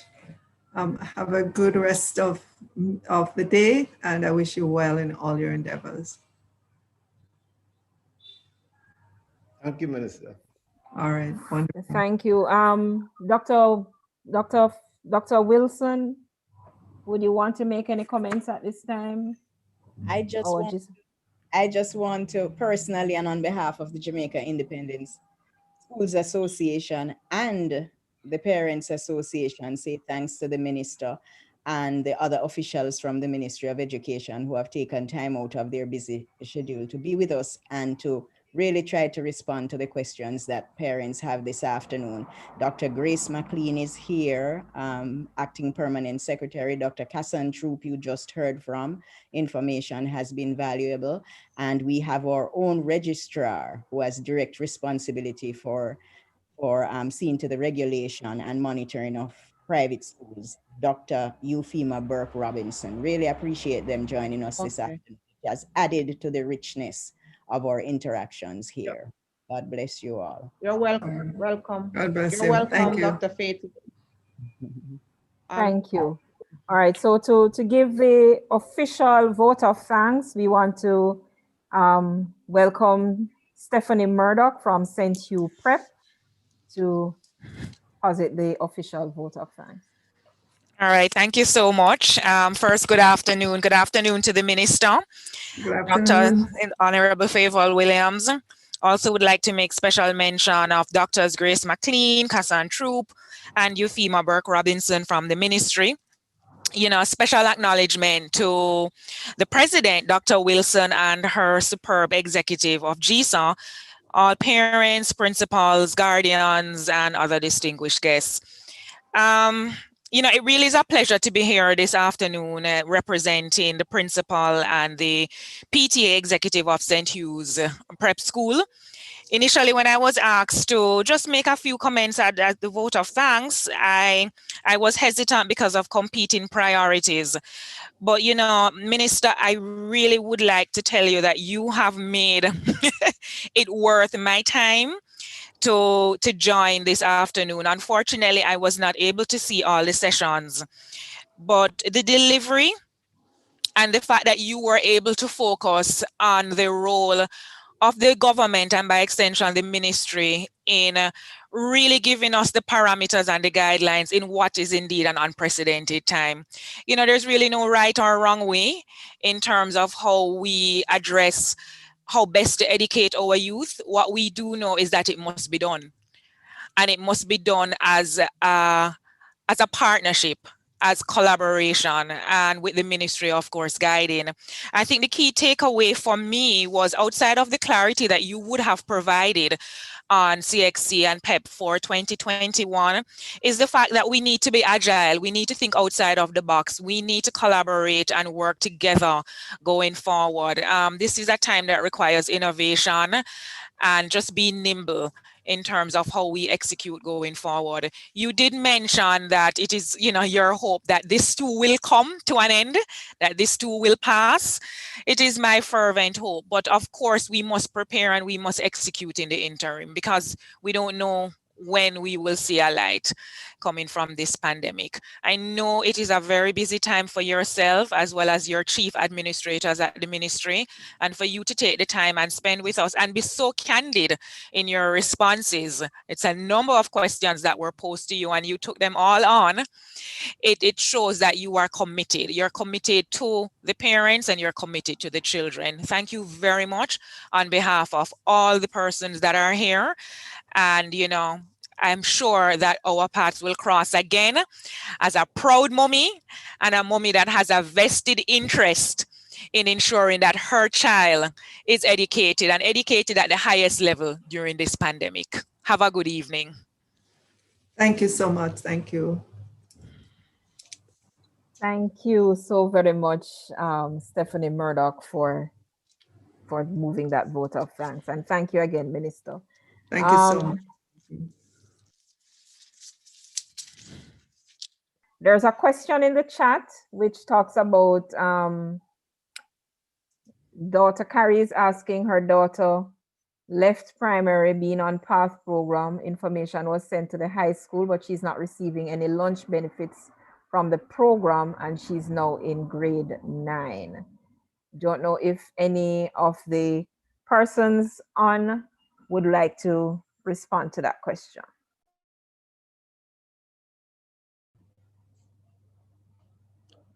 Am I hearing you to say that she's on the PATH program? Yes, she's on the PATH program from primary school. She's now in high school, but she's not receiving any lunch benefits. What we would suggest is if we could get that information, Dr. Faitlin, if you could assist us to get the precise details so we can reach out to that family and provide some guidance. If it is that the information is not at the school level, what information the parent would need to present. For example, the PATH beneficiary card is very important for the parent to present at the school level to support to provide evidence that the parent is benefiting and the child is a beneficiary of the program. So there are some things that need to be done that the parent will have to do. So let us just try and see if we can get that information in, and we will just work with the parent to work this situation out. But if you're not able to get the information, please advise the parent to go and visit the school and take in the PATH beneficiary card, which is evidence that the child is on the program. If the child has transitioned to high school, the parent would need to visit the PATH office and to inform that the child has no transition and to update the system at the path office so the information can move into the high school to follow with the child. So there are some things that need to be done at that end as well, if that was not done. Thank you so very much, Dr. Troop. Dr. Troop, there was another question that somebody was asking if they needed a device. Do you know the protocol, the procedure for accessing a device through the Ministry of Education?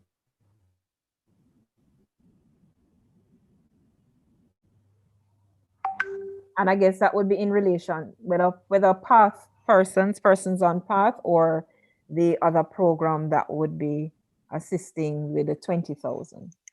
Do you know the procedure? If they needed a device? Yes. You're not coming through clearly on my end, but Minister would have indicated that one. I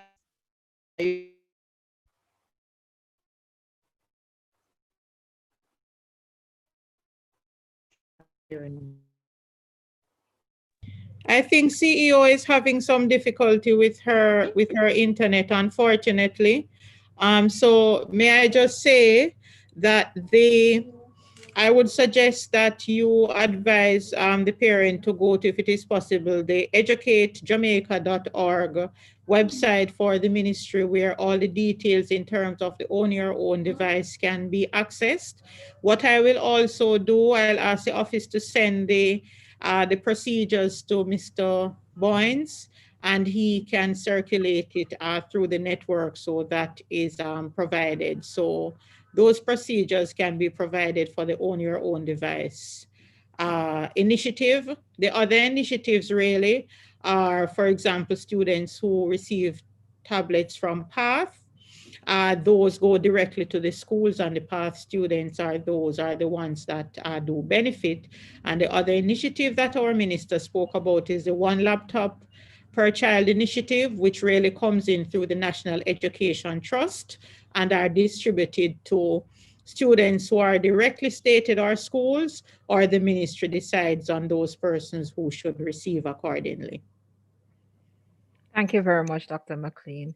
Would you be gracious enough to answer this other question? The person is asking, a grade 6 child is registered already for exam, but the parent is not comfortable that the child is ready. Can the child repeat grade 6? Well, I guess it depends on the age of the child. You know, there is a stipulation between 10 years and 8 months and 13 years maximum.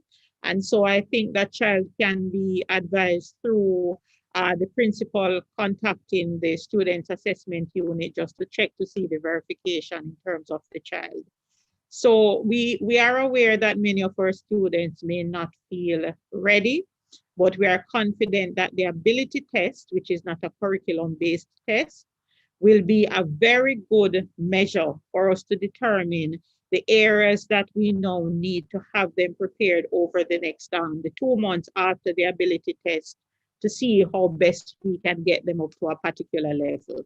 So we are aware, the test developers are also aware, and it is our intention, based on the interventions that we have in place, to support the students as best as possible so they can give it their best shot, especially during a period of during this period of the pandemic. Thank you very much. That's very good information provided for us by Dr. Grace And just McLean. to advise you that our minister presented our preferred option regarding CXC. We ask that you just give us a little more time because, as you know, an examination body, so all the consultations, all the options have been in, but we will now need to await the official correspondence from the Caribbean Examinations Council. And once that is received, then we will send the information out by school's bulletin. So we ask that you just give us a little more time for that information to be provided accordingly. Okay, thank you very much. Thank you very much. And so, ladies and gentlemen, wow, this has indeed been a very fulsome day fulsome, well-spent afternoon. I'm going to give the opportunity to Mr. Wesley Boynes to make any other comments that he would want to at this time, and then we will have our final remarks and comments from Dr. Dion Edwards from St. John's the Baptist. Okay, thank you, Dr. Marcia. Just 2 or 3 quick things. Just let us understand that what the options offered by the ministry is their preference, and it still have to be signed off by the CXC, as Dr. McLean said. So let's hope that we arrive at a good place for everybody when all the options are signed off. So I'm really happy about that. I want to thank, I'm really grateful for the minister and the team for the interest that they have been showing to JISA over the last few months. Okay, I really, really appreciate it. And it's a refreshing and really excellent approach. And I want the parents to know that all the stakeholders want your children to succeed. And you can see the full force of the Ministry of Education was here. And I want all of you to go back home, send a good report to your principal, okay? And also send a good report to your wider PTA buddies. I know a number of schools have sent delegations. So all of the 200,000 to 300,000 parents attached to private schools will not here this evening, but we have representative groups and delegations. So make sure and do a responsible report. Okay, we're gonna make the link for this meeting available so you can listen again and make sure you're quoting everyone correctly. And we will also send out the presentations so that you can read through it again and make the resource available for the members of your parent group. We want all the parents involved. And I also want to thank Dr. Faitlin and her team for the support they have been given to us so that we can launch our parent and guardian group. This is historic. This is the first time the parents and guardians of the private schools have been mobilized in such a way. And it's all for the good of our children. Okay, so I'm going to hand it over to 2 of our parents who will wrap up the day very nicely for us from St. John's the Baptist Prep. Okay, Dr. Dion Edwards Carr and Cheryl Gary Keys Lloyd. It's your time. Take it away.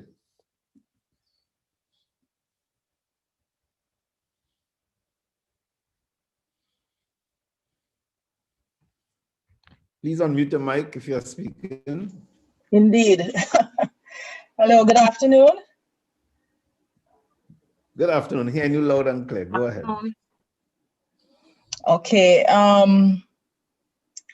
We are from St. John the Baptist. Mrs. Lloyd is the HSA president. And we just want to thank you for this opportunity today to be able to talk about the issues that affect our children and the education of our children. Very useful information all around. From my perspective, in terms of listening to the conversations, I was particularly taken by the idea that greater collaboration is needed, and that is absolutely necessary. And I think between the schools and between parents, we need to really consider what that model, that JISA model of collaboration looks like.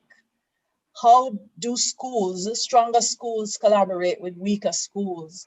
And how do parents collaborate with teachers? And I think this particular period of the pandemic has offered us the opportunity to forge some greater alliances across the board.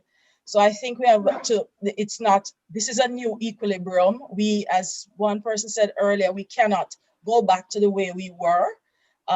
We have to climb into this new equilibrium and forge new ways to provide private education, even new ways to finance private education, since that has become an issue for many parents and an issue for many schools. Importantly, I think that at this new equilibrium, we have to think now whether or not we can push the envelope a little bit more in terms of speaking to the policymakers in particular who have been on this forum whether we have to think about exams need to go fully online, computer adaptive testing, different ways of infusing the technology, not just with the connectivity and the use of devices, but know the actual technology in how we operate. Given that this might not be the last time that we face this, and there might be other situations that we might face that will require school closure, and we will have to think now about how we recreate, how we reimagine how public education is undertaken. So I think for us, for me, there are lots of opportunities available for parents in terms of training, a lot of webinars from all over the world. And I think those are things that we can take advantage of to understand further how we can help our children and how we can indeed help our schools to rethink how we take this forward. I'm going to hand over to Mrs. Lloyd.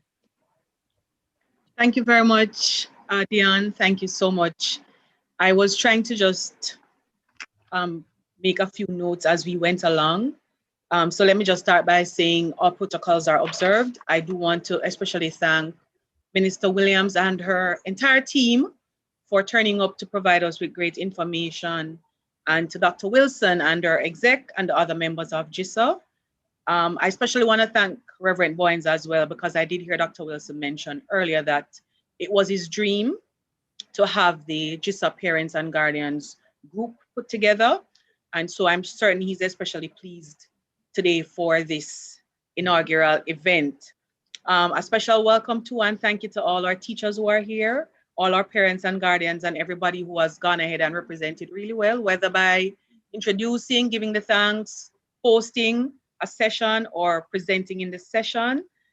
From the private school body, it was really great to have us all here, knowing that Zoom got filled up and we had to move over to YouTube.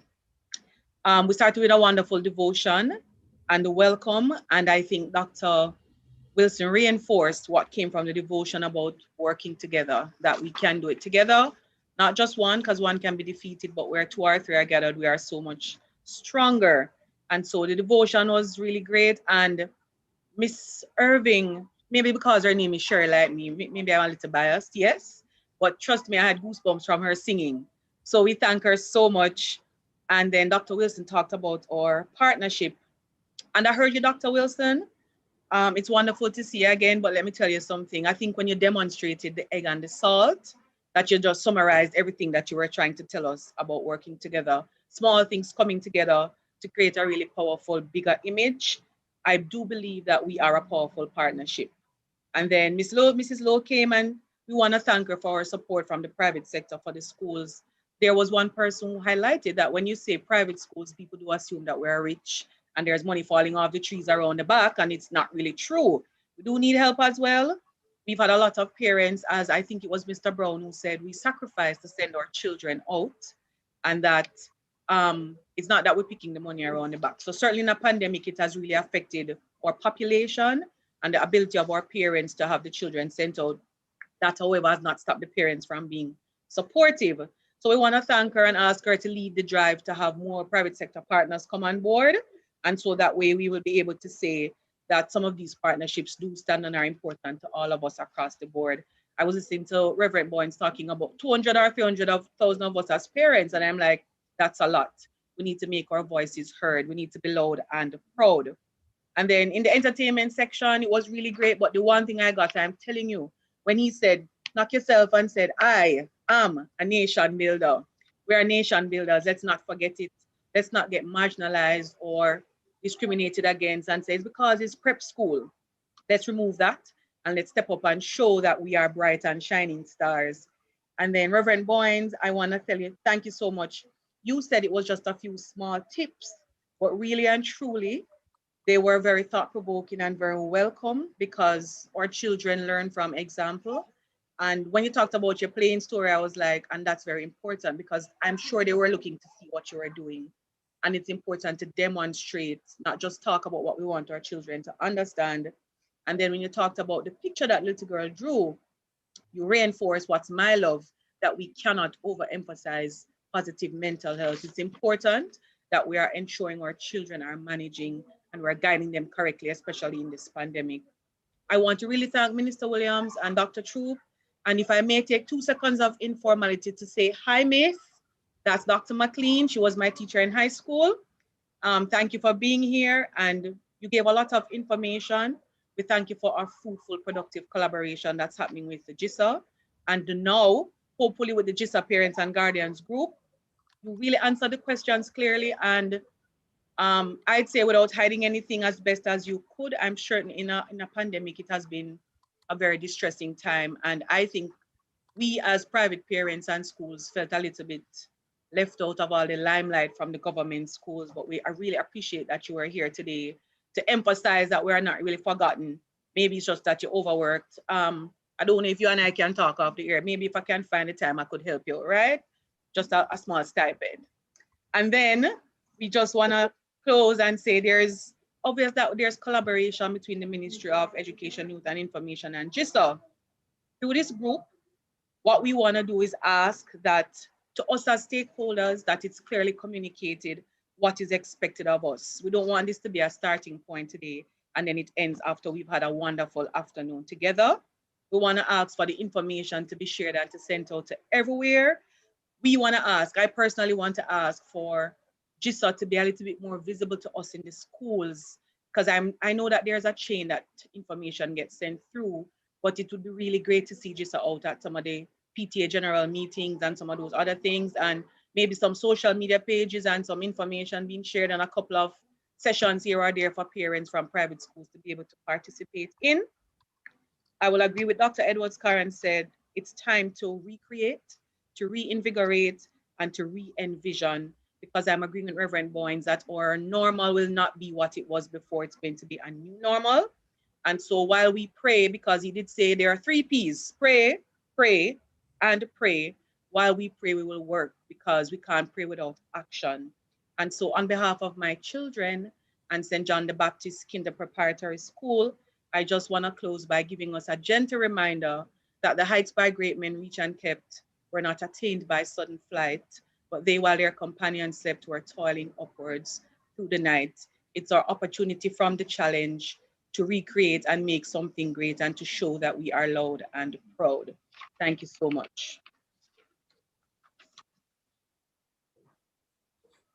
Okay, thank you all. I couldn't do a wrap-up like that in a million years.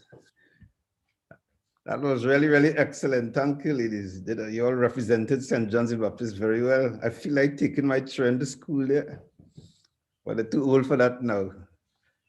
Excellent, excellent, excellent. Dr. Wilson, somebody just asked a question about the teachers and that payment teachers should have gotten. Okay, let me respond to that. That's very critical. Let me respond to it. I wish the minister were still here, but it doesn't seem like minister is still here. But my understanding so far, because we have been in discussion with the minister and her team almost every week or every other week on that matter since it started. We are now aware that there are some teachers who were paid, some teachers and other staff members who were paid, and some that were not. And we wrote to the minister just about 2 weeks or so ago, and also to Dr. Grace McLean, asking them to provide an update on how the rest of teachers and other staff will be paid, the process. Now, the Ministry of Education is actually acting as a go-between between private schools and the Ministry of Finance and the public service that is actually overseeing this process. So it's something we are continuing to follow up on. We are hoping that within short order, that our letter will be responded to, and we are hoping that we have heard the numbers that they budgeted for, but those numbers have not yet been paid. So as far as we know, there are still funds left in the budget to take care of other teachers and other staff that have not yet received their payment. So we are continuing to follow up and just asking you to be patient. We are not dropping the ball on this one because a commitment was made. Somewhere along the line, there was a breakdown in communication, it appears. And so we are trying to clarify now what is the process to use going forward to ensure that other persons who should benefit, in fact, benefit. Okay. Well, we have come to the end of our lovely day. This was an excellent general meeting. Thank you very much, Dr. McLean, for sharing. Please go up on our YouTube site and you can make your comments there and we'll collect them more comments. You can just, the link is somewhere there in the chat room and you can leave your comments there. And we will be sure to work on them. And we'll be calling back very shortly for further developments and building up of this context. Okay, this is the biggest group around the school, the parents, around the private school sector, and we have to mobilize and organize ourselves so that the private education sector will become strong and our children will have wonderful experiences. So, thank you so much. I'm just really, really wonderful. We want to end with the national anthem. The national anthem is a prayer. It's the only national anthem on the planet that's written like a prayer. So let's all stand for that prayer, okay, in the form of a national anthem. And when it's finished, you are dismissed. And please remember to report. The assignment is not yet finished until you report. Report to your principal, report to your parents group, report to your children, okay, and written reports. And so when I talk to your parents, I want to hear your feedback when I talk to them, okay? It's very important. Let's stand for the national anthem.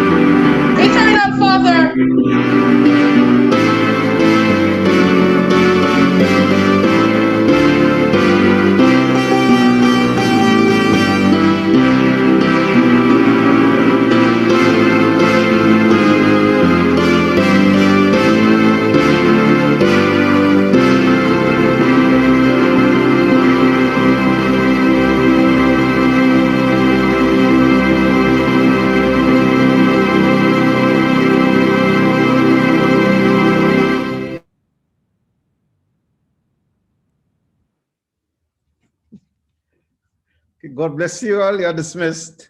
Reach home safely if you're traveling.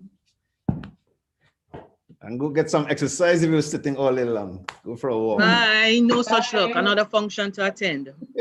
That is exactly what I was saying. That's if you do not have another meeting. Okay, take care, everyone.